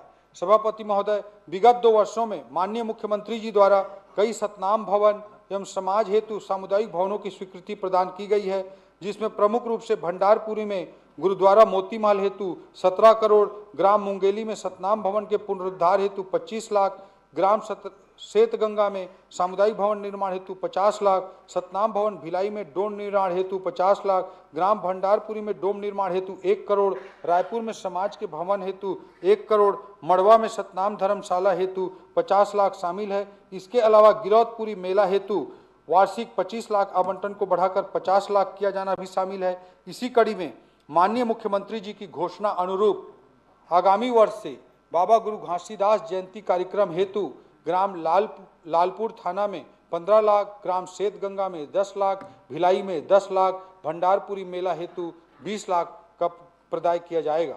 इसके साथ ही अनुसूचित जाति वर्ग के लोगों के कल्याण एवं विकास के लिए हमने 4 अनुसूचित जाति प्री मैट्रिक एवं पोस्ट मैट्रिक बालक बालिका छात्रावास, 1 क्रीड़ा परिसर तथा 1 प्रयास विद्यालय के भवन निर्माण हेतु 50 करोड़ का प्रावधान किया है। गुरु तीर्थ गिरौदपुरी गुरु तीर्थ तो पिछड़ा वर्ग के भी देख लेते साहब, 52% है नमूमन। धैर्य रख, धैर्य। गुरु तीर्थ गिरौदपुरी एवं भंडारपुरी के उड्डयन के लिए 5 करोड़ 60 लाख का प्रावधान किया गया है। माननीय मुख्यमंत्री जी की घोषणा रूप बजट में अनुसूचित जाति विकास प्राधिकरण की राशि को 50 करोड़ से बढ़ाकर 75 करोड़ प्रावधानित किया गया है। अन्य पिछड़ा वर्ग कल्याण। सभापति महोदय, अन्य पिछड़ा वर्ग विभाग को पूर्ण रूप से स्थापित करने, इसे और प्रभावी बनाने के उद्देश्य से हम इसके विभागाध्यक्ष कार्यालय हेतु पदों का प्रावधान कर रहे हैं। विगत 2 वर्षों में माननीय मुख्यमंत्री जी द्वारा कुनकुरी में कुम्हार समाज हेतु मंगल भवन, फरसाबहार में मंगल भवन, बलौद में सेन समाज भवन, कुनकुरी में भवन, बगीचा में यादव समाज के वृंदावन भवन, नरदहा में कुर्मी समाज भवन, तपकरा में सोनी समाज भवन, साहू समाज हेतु श्री नर्मदा खंड में भवन, मुंगेली में भवन, ग्राम कांदुल में आवंटित 5 एकड़ भूमि पर बाउंड्री वाल, सरगुजा में कोलता समाज हेतु 50 लाख इत्यादि अनेक भवनों की स्वीकृति प्रदान की गई है।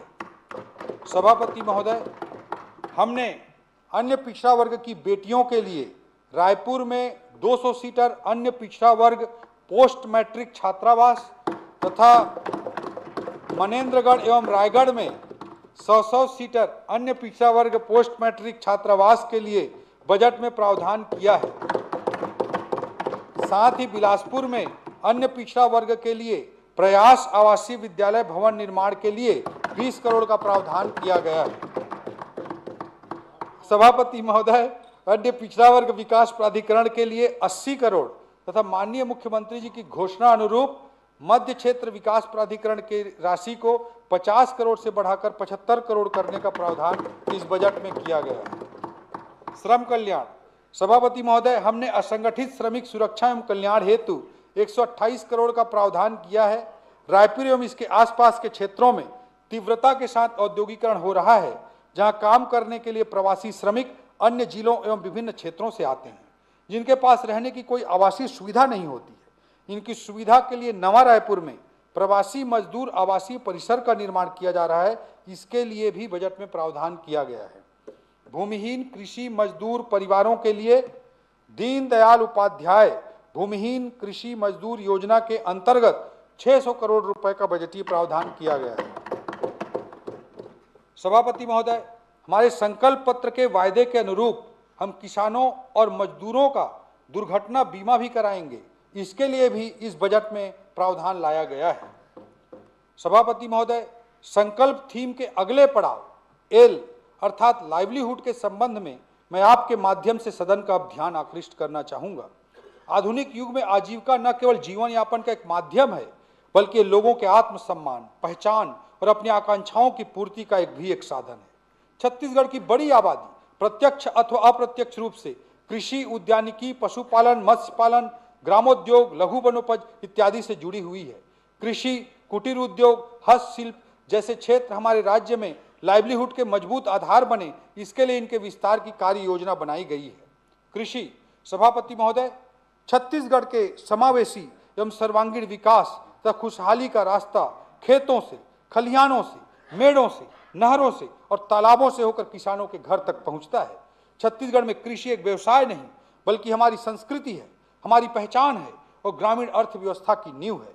सभापति महोदय, हमने खरीफ सीजन 2014 और 2015 के धान उत्पादन प्रोत्साहन योजना की 3,716 करोड़ की बकाया राशि किसानों को देकर अपना वादा निभाया। साथ ही हमने मोदी की गारंटी अंतर्गत अन्नदाताओं से प्रति एकड़ 21 क्विंटल 3100 रुपये प्रति क्विंटल की दर से धान की खरीदी सुनिश्चित करने के लिए कृषक उन्नति योजना प्रारंभ की है। खरीफ सीजन 2025-26 में 142 लाख मीट्रिक टन धान की खरीदी को मिलाते हुए खरीफ सीजन 2025-26 में 142 लाख मीट्रिक टन धान की खरीदी को मिलाते हुए हमने पिछले 3 खरीफ सीजन में ऐतिहासिक 437 लाख मीट्रिक टन धान की ऐतिहासिक खरीदी की है, जिससे किसानों के खाते में लगभग 1,40,000 करोड़ रुपए से अधिक का भुगतान संभव हो रहा है। फसल विविधीकरण को प्रोत्साहित करने के लिए दलहन, तिलहन, मक्का, कोदो कुटकी, रागी और कपास जैसे फसलों को भी कृषक उन्नति योजना में शामिल किया गया है। कृषक उन्नति योजना के लिए इस बजट में 10,000 करोड़ रुपए का प्रावधान किया गया है। सभापति महोदय, धान खरीदी में मार्कफेड की बड़ी महत्वपूर्ण भूमिका रहती है, इसलिए मार्कफेड को धान उपार्जन हेतु 6,000 करोड़ का प्रावधान किया गया है। विगत 2 वर्षों में हमने गन्ने की खेती करने वाले किसानों को 92 करोड़ से अधिक की प्रोत्साहन राशि प्रदान की है। इसके लिए 60 करोड़ का अतिरिक्त प्रावधान किया गया है। सभापति महोदय, प्रदेश में national mission on natural farming के लिए 40 crore, national mission on Audible oil के लिए 90 करोड़ तो दलहन आत्मनिर्भरता मिशन के लिए 100 करोड़ का प्रावधान किया गया है। इन योजनाओं के माध्यम से प्रदेश में प्राकृतिक खेती को प्रोत्साहन मिलने के साथ साथ कृषि आधारित उद्योग स्थापित होंगे, जिससे रोजगार के नए अवसर भी सृजित होंगे। सभापति महोदय, हमारे किसान भाइयों को कृषि पंपों के लिए निःशुल्क विद्युत प्रदाय करने हेतु 5,500 करोड़ रुपए का प्रावधान किया गया है। यानी कि सभापति महोदय, हमारी सरकार ने खाद्य तेल के उत्पादन को बढ़ावा देने के लिए ऑयल पाम की खेती करने वाले कृषकों को केंद्र सरकार द्वारा प्रदान किए जा रहे अनुदान के अतिरिक्त टॉपअप प्रदान करने का निर्णय लिया है। इसके लिए बजट में 150 करोड़ रुपए का प्रावधान किया गया है।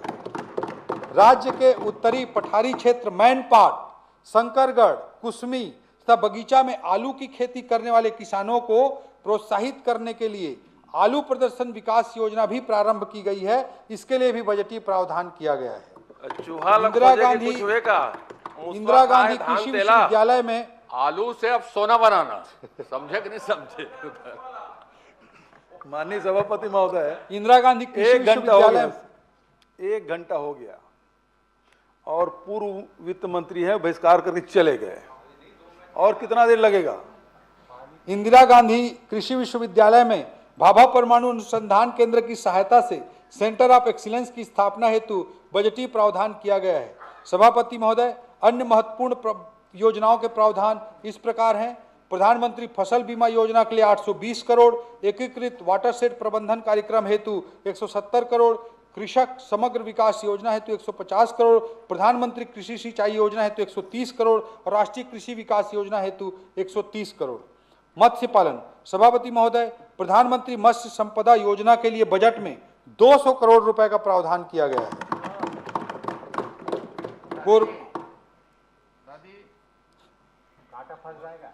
कोरबा जिले के हसदेव बागो जलाशय में मछली पालन को बढ़ावा देने के उद्देश्य से प्रधानमंत्री मत्स्य संपदा योजना के तहत एकीकृत एक्वा पार्क प्रस्तावित है, जिसके लिए भी बजट में 5 करोड़ रुपए का प्रावधान किया गया है।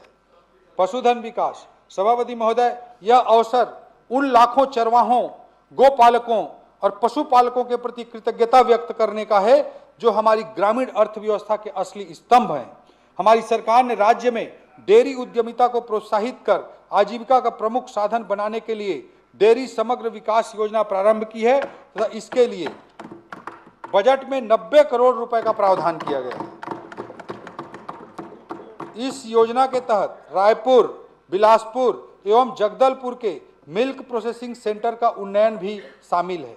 पशुओं के नस्ल सुधार तथा दूध उत्पादन में वृद्धि के उद्देश्य से समग्र पशु संवर्धन योजना के लिए 8 करोड़ का प्रावधान किया गया है। पशुओं को वर्ष भर हरा चारा की उपलब्धता सुनिश्चित कराने की दृष्टि से हरा चारा उत्पादन योजना हेतु 10 करोड़ का प्रावधान किया गया है। ग्रामोद्योग, सभापति महोदय, हस्तशिल्प हमारे राज्य में न केवल कला, संस्कृति एवं कौशल का संगम है बल्कि आजीविका के क्षेत्र में भी हस्तशिल्प का व्यापक प्रभाव है। ढोकरा आर्ट हो, बांस कला हो या फिर माटी कला, बड़ी संख्या में ऐसे परिवार हैं जो इन पर निर्भर करते हैं। इनके द्वारा बनाए गए उत्पादों को सही बाजार और सही दाम मिले तो न केवल कला और हुनर का सम्मान होगा बल्कि ऐसे परिवारों के जीवन स्तर में भी सुधार होगा। इसलिए हमने यह निर्णय लिया है कि देश के 5 प्रमुख शहरों के एयरपोर्ट पर शोरूम खोले जाएंगे। इसके लिए भी हमने बजटीय प्रावधान किया है। हस्तशिल्पियों को राष्ट्रीय और अंतर्राष्ट्रीय स्तर के मेलों, प्रदर्शनियों में भाग लेने के लिए वित्तीय सहयोग के लिए भी बजट में प्रावधान किया गया है। माननीय प्रधानमंत्री जी की पहल से रायपुर में यूनिटी मॉल का निर्माण हो रहा है, जिससे हस्तशिल्पियों के द्वारा निर्मित प्रोडक्ट्स को आधुनिक प्लेटफॉर्म मिलेगा। इसके लिए 93 करोड़ रुपए का प्रावधान किया गया है। सभापति महोदय, माटी शिल्प कला के नए डिजाइन तैयार करने एवं उन्हें बाजार के लिए आकर्षक स्वरूप देने के लिए कुनकुरी के ग्राम गोरिया में ग्लेजिंग यूनिट की स्थापना की जाएगी। इसके लिए 2 करोड़ 86 लाख रुपए का प्रावधान किया गया है। सभापति महोदय, संकल्प थीम की अंतिम कड़ी पी अर्थात पॉलिसी से परिणाम तक है। पी अर्थात पॉलिसी से परिणाम तक है। महोदय, चाणक्य ने कहा है, लोक प्रशासन का चरित्र उसकी नीतियों में समाहित होता है और उन नीतियों का मूल्य उसके उद्देश्य से नहीं, उसके परिणाम से आंका जाना चाहिए। नीति वह सार्थक है जो लोक कल्याण, प्रभावी क्रियान्वयन और अनुशासन के साथ धरातल पर परिणाम दे। सभापति महोदय, नीति का क्या परिणाम हो सकता है, इसका उदाहरण है कि हमारी सरकार ने अंतर्राष्ट्रीय क्रिकेट स्टेडियम को छत्तीसगढ़ स्टेट क्रिकेट संघ के माध्यम से संचालित करने का निर्णय लिया और इससे 2 महीनों में ही रायपुर में 2 अंतर्राष्ट्रीय match, India versus south Africa, India versus New Zealand का आयोजन संभव हो पाया। जिसमें सभापति महोदय, टिकट नहीं हमने मिला, प्रशासनिक सुधारों से विधायक लोगों को टिकट नहीं मिला महोदय। आपको भी नहीं मिला था। पहली बार हुआ है। बैठिए, तो फ्री में लेना चाहिए क्या विधायकों चर्चा को? में बोल लीजिएगा। फ्री में क्यों लेना चाहिए विधायकों को? पूरी जनता को जैसे मिलता है वैसे ही मिलना चाहिए। वित्त मंत्री के सभापति महोदय, हमने प्रशासनिक सुधारों से सरकारी कामकाज में ईमानदारी, इनके पारदर्शिता और जवाबदेही भाजपा का सुनिश्चित अध्यक्ष करने भी का समर्थन काम नहीं किया है। है। भाजपा के अध्यक्ष का भी समर्थन नहीं है, पार्टी का समर्थन नहीं है आपको। देख लिया आपके अध्यक्ष कहाँ है। स्वयं चंद्राकर जी एक काला जैकेट पहन के आए। संगठन के काम में एक गए। भी वरिष्ठ अभी तक स्वागत नहीं किए हैं आपके भाषण हो का। गया, हो गया। अब सभापति महोदय, मंत्री जी सभा बैठिए ना, उतना उनको बोलना है, आप सुन लीजिए। आप बोलिए मंत्री जी। जी, सभापति महोदय, हमारी सरकार प्रथम दिवस से प्रशासनिक सुधार के लिए संकल्पित तथा प्रयासरत रही है। मंत्रालय से लेकर जिला स्तर तक ई फाइल के माध्यम से सरकारी कामकाज का क्रियान्वयन हो रहा है। बायोमेट्रिक अटेंडेंस हो रहा है। हितग्राही मूलक योजनाओं में हितग्राहियों का ई-केवाईसी जैसे अनेक रिफॉर्म्स उसी सोच के परिणाम है। सभापति महोदय, योजनाओं की प्रगति की समीक्षा स्वयं माननीय मुख्यमंत्री जी के द्वारा अटल मॉनिटरिंग पोर्टल के माध्यम से की जा रही है। यह प्रयास किया जा रहा है कि राज्य में सभी जिलों के मध्य विभिन्न योजनाओं में स्वस्थ प्रतिस्पर्धा हो, जिले नवाचार के लिए प्रेरित हों और जो अच्छे काम हो दूसरे जिले उनका अनुसरण करें। सुशासन एवं अभिसरण विभाग के माध्यम से जिलों और विभागों को पुरस्कृत भी किया गया है जिन्होंने अच्छी कार्य योजना बनाकर शासकीय योजनाओं का सफल क्रियान्वयन किया है। सभापति महोदय, हमारे संकल्प पत्र में जनता से किए गए वादों को सर्वोपरि मानते हुए हमने उन्हें पूर्ण करने का हर संभव प्रयास किया। मोदी की गारंटी के रूप में किए गए भगीरथ संकल्प को पूरा हमने किया है। मोदी जी की रिफॉर्म एक्सप्रेस पर सवार होकर हमारी सरकार पॉलिसी से परिणाम तक का सफर साए साए तय कर रही है। 5 साल देख के हम आए बाएं हो गए हैं। वित्तीय रिफॉर्म्स, सभापति महोदय, कार्य निष्पादन में गति लाने के लिए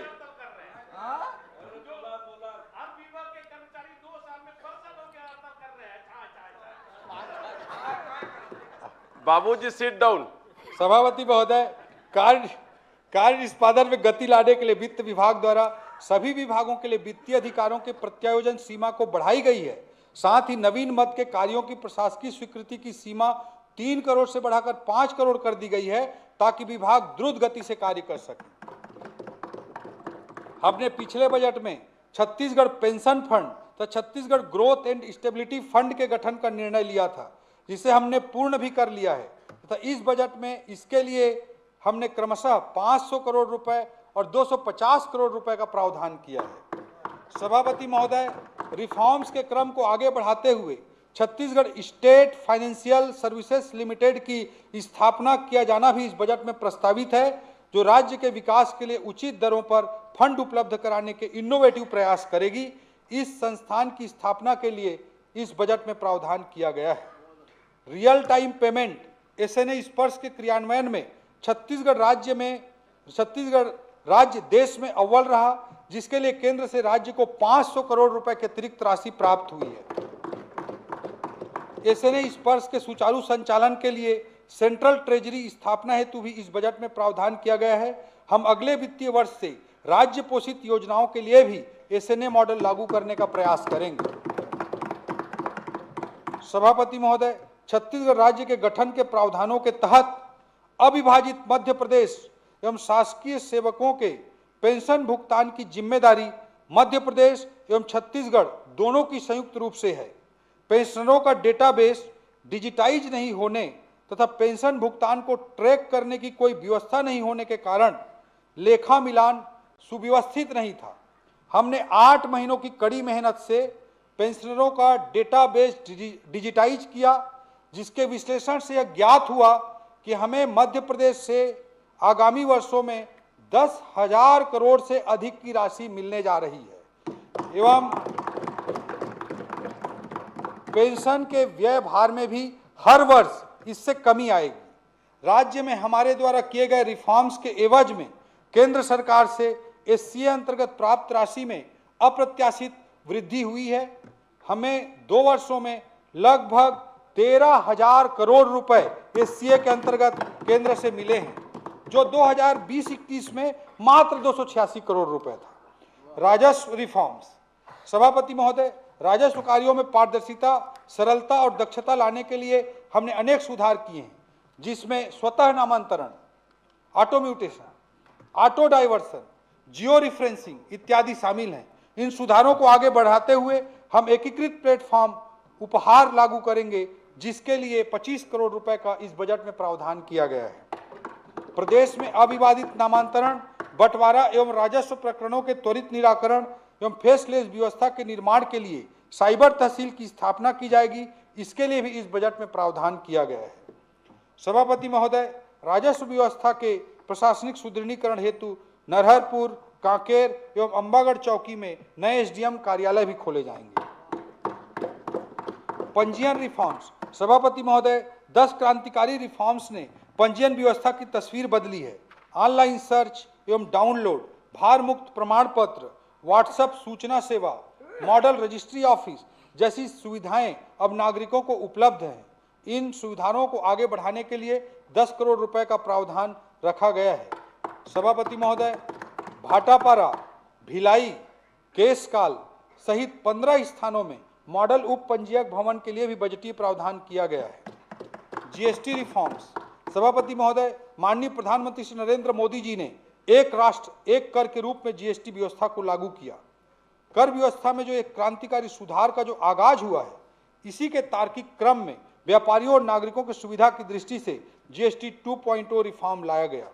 राज्य शासन ने business intelligence unit, GST call centre, ease of doing business cell की स्थापना जैसे तकनीकी सुधार कर जीएसटी रिफॉर्म को और कारगर बनाया है।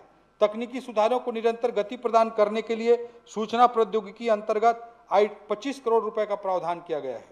सभापति महोदय, इसके साथ ही हम जनता के समस्याओं के निराकरण हेतु मुख्यमंत्री हेल्पलाइन पोर्टल की शुरुआत करने जा रहे हैं। इसके लिए बजट में 22 करोड़ रुपए का प्रावधान किया गया है। सभापति महोदय, विकसित छत्तीसगढ़ हेतु छत्तीसगढ़ अंजोर विजन 2047 के बेहतर और व्यवस्थित क्रियान्वयन के लिए एक प्रोजेक्ट मॉनिटरिंग यूनिट की स्थापना के लिए भी 3 करोड़ का बजटीय प्रावधान किया गया है। ग्राम पंचायत स्तर पर होने वाले विकास कार्यों के क्रियान्वयन में पारदर्शिता के साथ साथ जन भागीदारी सुनिश्चित करने के लिए माननीय मुख्यमंत्री जी के निर्देश पर हमारी सरकार ने यह भी निर्णय लिया है कि 50 लाख तक होने वाले सभी विभागों के निर्माण कार्यों की एजेंसी यथासंभव ग्राम पंचायत ही रहेगी।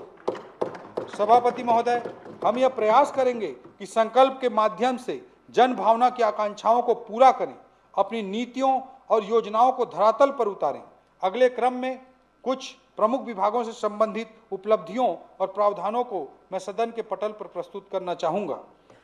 सभापति महोदय, ग्रामीण विकास, जब भी कोई अर्थव्यवस्था तीव्र गति से आगे बढ़ती है तो यह आशंका स्वाभाविक रूप से मन में जन्म लेती है कि कहीं विकास की इस दौड़ में गांव शहरों से पीछे न छूट जाएं। गांव और शहरों में विकास के समान संसाधन और समान अवसर उपलब्ध हों, यही हमारी सरकार के लिए विकास का पैमाना है।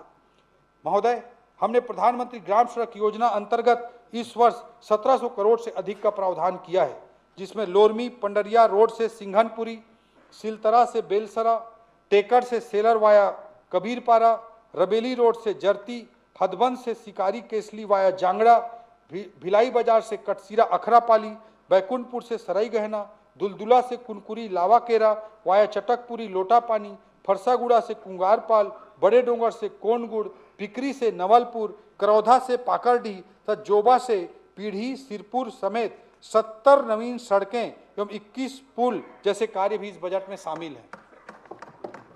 इसके साथ ही मुख्यमंत्री ग्राम सड़क योजना अंतर्गत कोर्रा से टिपानी पहुंच मार्ग, सिंहपुर मोहेरा सराईरुख से बेंद्राचुआ, पारागांव से देवरी वाया सलौनी, कोरना मुख्य मार्ग से कछुआ टांगर, बनगांव आश्रम चौक से मुड़ा टोली, झाल सिंहपुर से खंडसरा, माटी पहाड़ छर्रा, बरगोड़ा से तोलमा, पासीत से बासीन, खुटेरी से ठाकुर टोला, उड़ेला से नेवधा जैसे बता रहे, जिला भी बता दो भाई। अब मंत्री के पास तो कोई काम नहीं रहेगा, आप सभी बता रहे हैं तो गांव के पास जिला भी बता दीजिए। पूरा लिखा हुआ है। हाँ, जैसे 150 से अधिक नवीन सड़कों सहित कुल लागत राशि 475 करोड़ रुपए का प्रावधान इस बजट में किया गया है। मुख्यमंत्री ग्राम गौरव पथ योजना हेतु 100 करोड़ रुपए का प्रावधान रखा गया है। सभापति महोदय, हमने लोगों के आवास के अधिकार की लड़ाई लड़ी थी।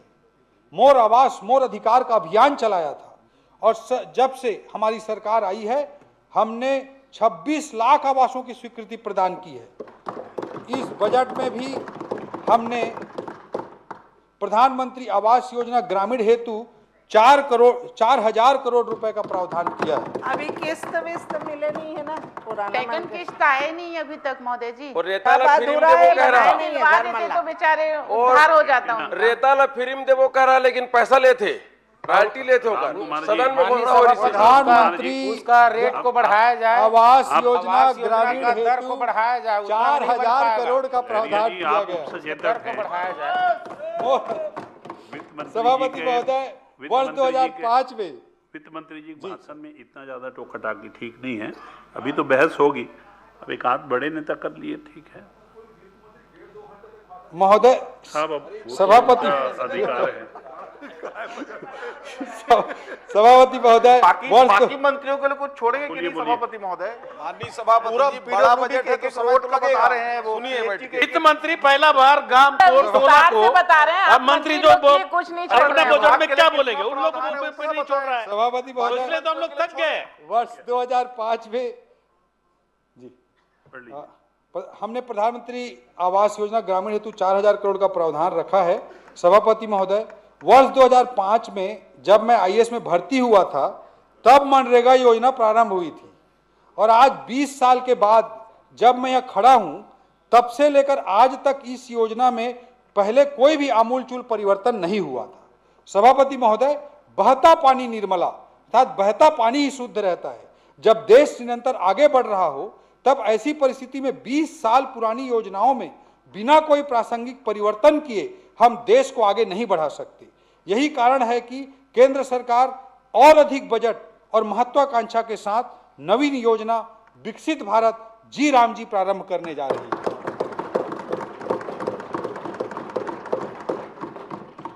शुरू से बोल रहे सभापति थे महोदय, जी राम विकसित जी भारत को अध्यक्ष महोदय जी राम जी, जी वोट योजना में तब्लीग करेंगे, श्यामा जी प्रसाद राम को भी मुखर्जी- छोड़े नहीं हो। श्यामा प्रसाद मुखर्जी रुनबन विकसित योजना का क्या हुआ? भारत जी राम जी योजना केवल विकास कार्यक्रम नहीं है, यह संकल्प है ग्रामों को आत्मनिर्भर इकाई में परिवर्तित करने का। इस योजना में मनरेगा के 100 दिन की तुलना में 125 दिनों के रोजगार की गारंटी तथा मजदूरी भुगतान की सीमा 15 दिन के स्थान पर 7 दिन, लिए जाने वाले कार्यों का विस्तारित दायरा जैसे अनेक प्रावधान हैं जो इस योजना को विकासोन्मुखी एवं अधिक प्रभावशील बनाते हैं।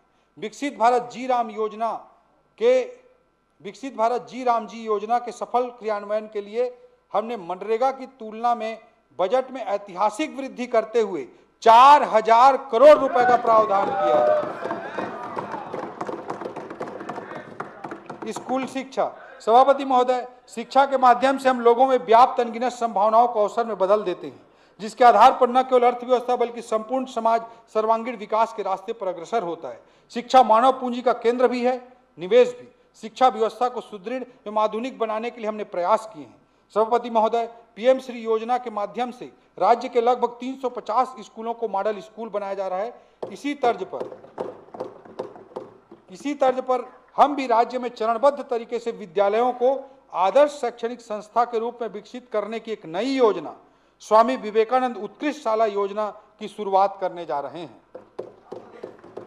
ऐसे नर्सरी स्कूल को भी कैंपस चालू जहां करवा पर दीजिए, प्राथमिक बंद शाला करवा से दिए लेकर उच्चतर माध्यमिक शाला एक साथ संचालित हो रही है, वहां इस योजना के माध्यम से गुणवत्ता युक्त शैक्षणिक वातावरण का निर्माण होगा। प्रथम चरण में इसमें 150 विद्यालय चयनित किए जाएंगे तो इसके लिए 100 करोड़ का बजटीय प्रावधान किया गया है। सभापति महोदय, राज्य में संचालित कोई भी स्कूल भवन विहीन न रहे, इसके लिए सरकार गंभीर है। हमने बजट में 500 primary school, 100 middle school, 50 high school तथा 50 हायर सेकेंडरी स्कूल भवन निर्माण के लिए 123 करोड़ का प्रावधान किया है। एनसीसी छात्रों हेतु स्वल्पाहार की राशि को भी बढ़ाकर 2 गुना किया जाएगा। गृह, सभापति महोदय, माननीय गृह मंत्री श्री अमित शाह जी ने मार्च 2026 तक नक्सलवाद को समाप्त करने का जो संकल्प लिया था वह आज साकार हो रहा है। पिछले 2 सालों में 487 नक्सली मुठभेड़ में न्यूट्रलाइज किए गए, 1853 गिरफ्तार हुए तथा हमारी पुनर्वास नीति से प्रभावित होकर 2336 नक्सलियों ने आत्मसमर्पण किया है। सभापति महोदय, हमारे लिए गर्व का विषय है कि छत्तीसगढ़ में डीजीपी आईजी कॉन्फ्रेंस आयोजित हुआ। जहां प्रधानमंत्री श्री नरेंद्र मोदी जी, केंद्रीय गृह मंत्री श्री अमित शाह जी और देश भर के शीर्ष पुलिस अधिकारी शामिल हुए। रायपुर शहर में पुलिस व्यवस्था को सुदृढ़ करने के लिए हमने पुलिस कमिश्नरेट प्रणाली को भी स्थापना की। बस्तर में हमने इस वर्ष 1587 पदों पर बस्तर फाइटर बल हेतु भर्ती की अनुमति दी और आगामी साल में भी हमने बस्तर फाइटर के लिए 1500 नवीन पदों का प्रावधान रखा है। पिछले 2 वर्षों में हमारी सरकार ने गृह विभाग के लिए लगभग 6000 पदों का सृजन किया है एवं 4000 से अधिक पदों पर भर्ती की प्रक्रिया प्रारंभ की गई है। सभापति महोदय, आम नागरिकों से ठगी करने वाले साइबर अपराधियों पर अंकुश लगाने के लिए हमारी सरकार ने पिछले 2 वर्षों में 15 साइबर थाने स्थापित किए हैं। इसी क्रम में बालोद, बेमेतरा, खैरागढ़, शक्ति एवं बलरामपुर में 5 नए साइबर थानों की स्थापना का इस बजट में प्रावधान किया गया। सभापति महोदय, सरवना और जरवाय रायपुर, पोटाली दंतेवाड़ा, सिलगेर सुकमा, पुजारी बीजापुर, कोरचोली कांकेर तथा गारपा नारायणपुर सहित कुल 15 नए पुलिस थाने स्थापित किए जाने के लिए बजट में प्रावधान है। महिलाओं के विरुद्ध अपराधों पर प्रभावी नियंत्रण के लिए हमने महिला थानों की संख्या को भी बढ़ाकर 10 कर दिया है। इसके साथ साथ सन्ना जसपुर, मोहन नगर दुर्ग, तेलीबांधा रायपुर, सिटी कोतवाली मनेंद्रगढ़, चर्चा कोरिया सहित 25 पुलिस थानों हेतु नवीन भवन के निर्माण का इस बजट में प्रावधान किया गया है। अपराध की विवेचना विज्ञान और साक्ष्य आधारित हो, इसके लिए पुलिस विभाग में सीन ऑफ क्राइम यूनिट की स्थापना की जा रही है। इसके लिए बजट में 3 करोड़ 50 लाख का प्रावधान किया गया है। 16 जेलों में प्रिजन कॉलिंग सिस्टम हेतु 1 करोड़ का प्रावधान किया गया है। वन एवं जलवायु परिवर्तन। सभापति महोदय, वनांचल क्षेत्र न केवल पर्यावरण के लिए महत्वपूर्ण है बल्कि यहाँ होने वाले वनोपज से संबंधित व्यापार पर राज्य की बड़ी आबादी आजीविका के लिए निर्भर है। वनोपज संग्राहकों एवं वन प्रबंधन समितियों की बेहतर आय निरंतर बनी रहे, इसके लिए वनों के संरक्षण हेतु 930 करोड़ का प्रावधान रखा गया है। इसके साथ ही वन विभाग में 1000 से अधिक पदों का सृजन हेतु भी प्रावधान किया गया है। सभापति महोदय, हमने चरण पादुका योजना अंतर्गत 60 करोड़, तेंदुपत्ता पारिश्रमिक हेतु 204 करोड़, राजमोहिनी देवी तेंदुपत्ता संग्राहक सामाजिक सुरक्षा योजना के लिए 50 करोड़ का प्रावधान किया है। प्रदेश में स्थित राष्ट्रीय उद्यान एवं अभयारण्यों के विकास के लिए 11 करोड़ का पृथक प्रावधान किया गया है। पर्यटन एवं संस्कृति। सभापति महोदय, जिहाँ दाई कौशल्या के शक्ति है, औ माँ कर्मा के भक्ति है, बाबा घासी के तप है, संत वल्लभ के जप है। जहाँ दाई कौशल्या के शक्ति है, औ माँ कर्मा के भक्ति है, बाबा घासी के तप है, संत वल्लभ के जप है। सरगुजा ले बस्तर तक जिहाँ के सबो रपटा पथरा और रस्ता, इतिहास के जिंदा प्रमाण है। जेकर कण कण में हमर वीर पुरखा के त्याग और बलिदान है। माँ दंतेश्वरी, माँ बमलेश्वरी, माँ महामाया के अचरा में बसे हमर छत्तीसगढ़ महान है, हमर छत्तीसगढ़ महान है। सभापति महोदय, छत्तीसगढ़ आस्था पथ शक्तिपीठ भ्रमण योजना प्रारंभ करने के लिए हमने इस बजट में प्रावधान किया है, जिसमें 5 शक्तिपीठों का भ्रमण एवं दर्शन कराया जाएगा। इसके लिए 5 करोड़ रुपए का शुरुआती प्रावधान किया गया है। इसके अलावा हमने प्रदेश के 5 शक्तिपीठों कुदरगढ़, डोंगरगढ़, रतनपुर, चंदरपुर एवं दंतेवाड़ा को शक्तिपीठ सर्किट के रूप में विकसित करने के लिए भी बजटीय प्रावधान किया है। सभापति महोदय, माननीय मुख्यमंत्री जी की घोषणा अनुरूप माता राजिम की भव्य कांस्य प्रतिमा स्थापित करने के लिए इस बजट में 5 करोड़ रुपए का बजटीय प्रावधान किया गया। सभापति महोदय, छत्तीसगढ़ के धार्मिक, सांस्कृतिक एवं ऐतिहासिक धरोहर सिरपुर के विकास के लिए नई परियोजनाओं का प्रावधान किया गया है, जिसमें global meditation centre, museum, Mahanadi तट पर रिवर फ्रंट, जन सुविधाओं के विकास तथा बृहद सड़कों के निर्माण हेतु 36 करोड़ शामिल हैं। श्री रामलला अयोध्या धाम दर्शन योजना से अब तक 42,000 से अधिक श्रद्धालुओं को प्रभु श्री रामलला का दर्शन कराया गया है। इस योजना के लिए इस बजट में 36 करोड़ रुपए का प्रावधान किया गया है। सभापति महोदय, प्रदेश को राष्ट्रीय अंतर्राष्ट्रीय स्तर पर इको टूरिज्म डेस्टिनेशन के रूप में पहचान दिलाने के लिए फिक्की के साथ MOU किया गया है। नई दिल्ली में छत्तीसगढ़ टूरिज्म रोड शो के माध्यम से राज्य को पर्यटन क्षेत्र में 500 करोड़ से अधिक का निवेश प्रस्ताव प्राप्त हुआ है। पर्यटन विभाग के द्वारा 350 करोड़ की लागत से चित्रोत्पला फिल्म सिटी तथा ट्राइबल एवं कल्चरल कन्वेंशन सेंटर विकसित किया जा रहा है। सभापति महोदय, राज्य में डबल इंजन की सरकार होने का फायदा हमें पर्यटन विकास में भी मिल रहा है। केंद्र की स्वदर्शन योजना 2.0 के तहत कबीर धाम के भोरम देव मंदिर परिसर के छिरकी महल, मड़वा महल, सरोधा डैम इत्यादि के लिए 146 करोड़ के विकास कार्यों की स्वीकृति शासन द्वारा प्रदान कर दी गई। शासकीय विद्यालयों के प्रतिभाशाली छात्रों को छत्तीसगढ़ के भ्रमण कराने के लिए छत्तीसगढ़ युवा दर्शन योजना प्रारंभ की जाएगी, जिसके लिए 5 करोड़ रुपए का शुरुआती बजटीय प्रावधान किया गया। सभापति महोदय, कोपरा जलाशय को वैश्विक स्तर पर रामसर साइट के रूप में मान्यता मिलना छत्तीसगढ़ के लिए गौरव का विषय है। यह राज्य का पहला रामसर साइट है। इस मान्यता से जैव विविधता संरक्षण के लिए जागरूकता बढ़ेगी, तब प्रवासी पक्षियों एवं जलीय जीवन के संरक्षण के साथ इको टूरिज्म के नए अवसर विकसित होंगे।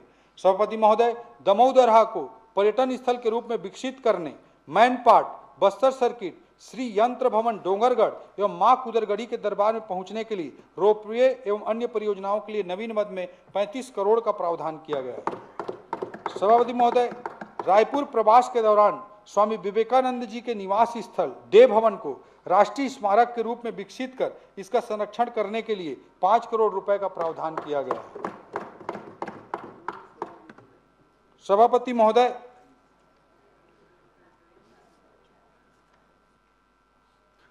महोदय, पूरा भारतवर्ष वंदे मातरम के 150 वर्ष पूर्ण होने का उत्सव मना रहा है। वंदे मातरम हमारी राष्ट्रीय विरासत का अभिन्न हिस्सा है। प्रदेश के कवि ने लिखा है, आजादी का बुलंद जय घोष है वंदे मातरम, आजाद की पिस्तौल भगत का जोश है वंदे मातरम। आजादी का बुलंद जय घोष है वंदे मातरम, आजाद की पिस्तौल और भगत का जोश है वंदे मातरम। अंग्रेजों के खिलाफ वीर नारायण की तलवार है वंदे मातरम, अन्याय के विरुद्ध गुंडाधुर की ललकार है वंदे मातरम। सभापति महोदय, हम भी इस उत्सव को पूरे धूमधाम से मनाएंगे, जिसमें सार्वजनिक स्थलों पर सामूहिक गायन तथा सांस्कृतिक कार्यक्रमों का आयोजन किया जाएगा। इसके लिए संस्कृति विभाग अंतर्गत 2 करोड़ रुपए का विशेष प्रावधान किया गया है। जनसंपर्क। सभापति महोदय, हमने पिछले बजट में पत्रकार साथियों के भ्रमण की योजना बनाई थी। इसका सफलतापूर्वक संचालन किया जा रहा है, तो इसकी निरंतरता बनाए रखने के लिए बजटीय प्रावधान किया गया है। छत्तीसगढ़ की संस्कृति, साहित्य एवं लेखनी से विश्व को अवगत कराने के लिए हमारे द्वारा रायपुर साहित्य उत्सव मनाया गया, तो इसकी सफलता और स्वीकार्यता को देखते हुए इसे प्रतिवर्ष करने का निर्णय लिया गया है। इसके लिए भी बजट में प्रावधान किया गया है। सभापति महोदय, छत्तीसगढ़िया अप्रवासी भारतीय जो विदेशों में जाकर छत्तीसगढ़ का नाम रोशन कर रहे हैं, उनके लिए प्रतिवर्ष NRI सम्मेलन कराने का निर्णय लिया गया है। इस प्रयोजन के लिए भी इस बजट में प्रावधान किया गया है। इस वर्ष योजनाओं के क्रियान्वयन, प्रचार प्रसार के लिए जनसंपर्क विभाग का कुल बजट 475 करोड़ रुपए रखा गया है। सभापति महोदय, परिवहन अंतर्गत ट्रांसपोर्ट सेक्टर में हमारी सरकार EV वाहनों को बढ़ावा देने के लिए प्रतिबद्ध है। मैं सदन को बताना चाहूंगा कि इस योजना के तहत हमने 100 करोड़ से ज्यादा के पुरानी लंबित सब्सिडी समेत लगभग 150 करोड़ रुपए का भुगतान किया है। इस वर्ष EV वाहनों की सब्सिडी हेतु 100 करोड़ का प्रावधान किया गया है। ड्राइविंग लाइसेंस की प्रक्रिया को तकनीक आधारित बनाने के लिए ऑटोमेटेड ड्राइविंग टेस्ट ट्रैक स्थापित करने का निर्णय लिया गया है। इसके तहत इस वर्ष 8 जिलों बलौदाबाजार, भाटापारा, राजनांदगांव, जांजगीर चांपा, कवर्धा, बालोद, गरियाबंद, नारायणपुर एवं कोंडागांव में ई ट्रैक निर्माण के लिए 15 करोड़ रुपए का प्रावधान किया गया है। खेल अंतर्गत सभापति महोदय, आज विकास, समृद्धि और उन्नति का पैमाना केवल आर्थिक आंकड़े नहीं बल्कि खेल जगत में हमारा प्रदर्शन भी है। हमने राज्य के विभिन्न अंचलों में खेल सुविधा के विस्तार के लिए बजट में प्रावधान किया है। जसपुर में तीरंदाजी अकादमी और नवा रायपुर में राष्ट्रीय तीरंदाजी अकादमी की स्थापना की जा रही है। सर्व सुविधायुक्त खेल अधोसंरचना उपलब्ध कराने हेतु नवा रायपुर अटल नगर में स्पोर्ट्स कॉम्प्लेक्स का निर्माण किया जा रहा है। सभापति महोदय, प्रथम खेलो इंडिया ट्राइबल गेम्स की मेजबानी हमारे राज्य को सौंपी गई है, जो हमारे लिए गौरव का विषय है। रायपुर एवं बिलासपुर में खेल अकादमी संचालित हो रही है, तो इस वर्ष हम बस्तर में भी खेल अकादमी की शुरुआत करने जा रहे हैं। इन सभी के लिए 19 करोड़ का बजटीय प्रावधान किया गया है। सभापति महोदय, हमने निर्णय लिया है कि छत्तीसगढ़ के खिलाड़ियों की प्रतिभा के सम्मान एवं प्रोत्साहन के लिए ओलंपिक स्वर्ण पदक विजेता को 3 करोड़, रजत पदक विजेता को 2 करोड़, कांस्य पदक विजेता को 1 करोड़ तथा ओलंपिक प्रतिभागी खिलाड़ियों को 21 लाख रुपए की सम्मान राशि दिया जाएगा। छत्तीसगढ़ क्रीड़ा प्रोत्साहन योजना के लिए 57 करोड़ का प्रावधान किया गया है। सभापति महोदय, खेल अधोसंरचना विकास के तहत 45 करोड़ के नवीन निर्माण कार्यों को बजट में रखा गया है, जिसमें प्रमुख रूप से बालोद, सुकमा, जांजगीर चांपा, अंबिकापुर, रायपुर के सरोना तथा जसपुर के गारीघाट में स्टेडियम शामिल हैं। कर्मचारी कल्याण अध्यक्ष महोदय, सभापति महोदय, आई गॉट कर्मयोगी अभियान के माध्यम से शासकीय सेवकों के प्रशिक्षण और क्षमता विकास के लिए हम सतत रूप से कार्य कर रहे हैं। मंत्रालय में जो कर्मचारी अच्छा कार्य कर रहे हैं उनके प्रयासों को पुरस्कृत कर सराहा जा रहा है। वर्तमान में शासकीय सेवकों को उपचार के दौरान चिकित्सा व्यय का वहन स्वयं करना होता है और उपचार के पश्चात बिल जमा करने पर ही उसकी प्रतिपूर्ति की जाती है। यह प्रक्रिया अत्यधिक लंबी तथा जटिल होती है, जिसके कारण इसकी प्रतिपूर्ति में विलंब होता है और कर्मचारी साथियों को अनेक दिक्कतों का सामना करना पड़ता है। हम राज्य के शासकीय सेवकों के लिए कैशलेस चिकित्सा सुविधा की नई योजना प्रारंभ करने जा रहे हैं। इस योजना में ई हेल्थ कार्ड के माध्यम से कर्मचारी कैशलेस उपचार प्राप्त कर सकेंगे। इसके लिए इस बजट में 100 करोड़ रुपए का बजटीय प्रावधान किया गया है। सभापति महोदय, शासकीय कर्मचारियों को अपने दायित्वों के निर्वहन में परेशानी न हो तो वर्क लाइफ संतुलन बना रहे, इसके लिए आवश्यक है कि कार्यस्थल के नजदीक ही उनके लिए आवास की व्यवस्था हो। नवीन नियुक्तियों के कारण बढ़ते कर्मचारियों की संख्या को देखते हुए हमने निर्णय लिया है कि जिला तथा विकासखंड स्तर पर क्वार्टर्स बनाएंगे। इस वर्ष 11 जिला मुख्यालय तथा 25 विकासखंड मुख्यालयों में क्वार्टर निर्माण के लिए 20 करोड़ रुपए का प्रारंभिक प्रावधान किया गया है। सभापति महोदय, अब मैं इस बजट के एक महत्वपूर्ण पड़ाव पर आता हूं, मुख्यमंत्री मिशन। सभापति महोदय, विकास के जिस रफ्तार की कल्पना हमने की है उसे एक सामान्य ग्रोथ रेट के माध्यम से प्राप्त नहीं किया जा सकता। इसके लिए आवश्यकता है कि चिन्हांकित क्षेत्रों में मिशन मोड में काम किया जाए। इस मिशन से आज हम इस बजट के माध्यम से 5 मिशन लॉन्च करने जा रहे हैं। प्रत्येक मिशन के लिए हम अगले 5 वर्षों तक प्रति वर्ष कम से कम 100 करोड़ की राशि का प्रावधान प्रत्येक मिशन में करेंगे। ये 5 मिशन है सभापति महोदय। मुख्यमंत्री एआई मिशन, मुख्यमंत्री पर्यटन विकास मिशन, मुख्यमंत्री खेल उत्कर्ष मिशन, मुख्यमंत्री अधोसंरचना मिशन, मुख्यमंत्री स्टार्टअप एवं निपुण मिशन, मुख्यमंत्री एआई मिशन। सभापति महोदय, इस मिशन का उद्देश्य राज्य में एआई टैलेंट का विकास करना, एआई से संबंधित स्टार्टअप्स को प्रोत्साहित करना तथा विभिन्न क्षेत्रों में एआई संबंधी शोध एवं अनुसंधान को गति प्रदान करना है। आज विश्व में manufacturing, service sector, information technology एवं ब्लॉकचेन टेक्नोलॉजी जैसे लहर के बाद एआई की लहर हम सभी देख रहे हैं, अनुभव कर रहे हैं और हमारे लिए सुनहरा अवसर है जब हम अपने एआई मिशन के माध्यम से छत्तीसगढ़ को न केवल देश में बल्कि पूरी दुनिया में एक केंद्र के रूप में स्थापित कर सकते हैं। मिशन के माध्यम से राज्य में सेंटर ऑफ एक्सीलेंस की स्थापना, पायलट प्रोजेक्ट्स और नवाचार इत्यादि के लिए इकोसिस्टम तैयार किया जाएगा। सभापति महोदय, दूसरा मुख्यमंत्री मिशन है मुख्यमंत्री पर्यटन विकास मिशन। हमारे मुख्यमंत्री पर्यटन विकास मिशन का उद्देश्य है राज्य के पर्यटन स्थलों, टूरिस्ट सर्किट का विकास और संवर्धन, त्योहार मेलों, प्रदर्शनियों की ब्रांडिंग एवं उनकी विजिबिलिटी को राष्ट्रीय एवं अंतर्राष्ट्रीय पटल पर स्थापित करना। यह मिशन होम स्टे, गाइड सेवाओं, हस्तशिल्प को प्रोत्साहित करना, टूर संचालन एवं अन्य प्रासंगिक सेवाओं का विस्तार करना, पर्यटन स्थलों की लास्ट माइल कनेक्टिविटी, स्वच्छता, पेयजल एवं आगंतुक पर्यटकों की सुविधाओं में मौजूद वर्तमान कमियों को चिन्हांकित कर उन्हें दूर करना तथा आवश्यक अधोसंरचना का निर्माण एवं सुदृढ़ीकरण जैसे महत्वपूर्ण कार्यों के लिए समर्पित रहेगा। मुख्यमंत्री खेल उत्कर्ष मिशन। सभापति महोदय, आज की तारीख में हम सभी इस बात से सहमत होंगे कि खेल कूद न केवल मनोरंजन का साधन है बल्कि अंतर्राष्ट्रीय स्तर पर सॉफ्ट पावर का प्रतीक भी है, जो किसी राष्ट्र को वैश्विक प्रतिष्ठा तथा सांस्कृतिक पहचान दिलाती है। एक तरह से अंतर्राष्ट्रीय कूटनीति की तर्कस का एक प्रभावी तीर भी है। सभापति महोदय, भविष्य में खेल कूद के क्षेत्र की क्षमता एवं उससे होने वाले सकारात्मक परिणाम को ध्यान में रखते हुए माननीय मुख्यमंत्री श्री विष्णुदेव साय जी की सरकार ने इस बजट में मुख्यमंत्री खेल उत्कर्ष मिशन लाने का निर्णय लिया है। इस मिशन के कुछ विशेष उद्देश्य रहेंगे, जैसे प्रतिभाओं का चिन्हांकन एवं उन्हें निखारने तराशने का काम करना, संभाग, जिला और विकासखंड स्तर पर लक्षित खेलों के लिए आधुनिक खेल अधोसंरचना का निर्माण करना, प्रतिभाशाली खिलाड़ियों को राष्ट्रीय एवं अंतर्राष्ट्रीय स्तर पर भाग लेने के लिए प्रोत्साहित करना एवं उन्हें आर्थिक रूप से मदद करना, महिलाओं की भागीदारी को खेल क्षेत्र में बढ़ावा देना तथा राष्ट्रीय योजनाओं के क्रियान्वयन को छत्तीसगढ़ में बढ़ावा देना। मुख्यमंत्री अधोसंरचना मिशन। सभापति महोदय, माननीय विष्णुदेव साय जी की सरकार ने सदैव यह प्रयास किया है कि सामाजिक पूंजी निर्माण के साथ साथ पूंजीगत निवेश को भी त्वरित गति मिले। अधोसंरचना निर्माण विकास की वह बुनियाद है, वह नींव है जिस पर छत्तीसगढ़ सुदृढ़, समावेशी, आधुनिक एवं फ्यूचर रेडी सुविधाओं का स्तंभ खड़ा कर रहा है।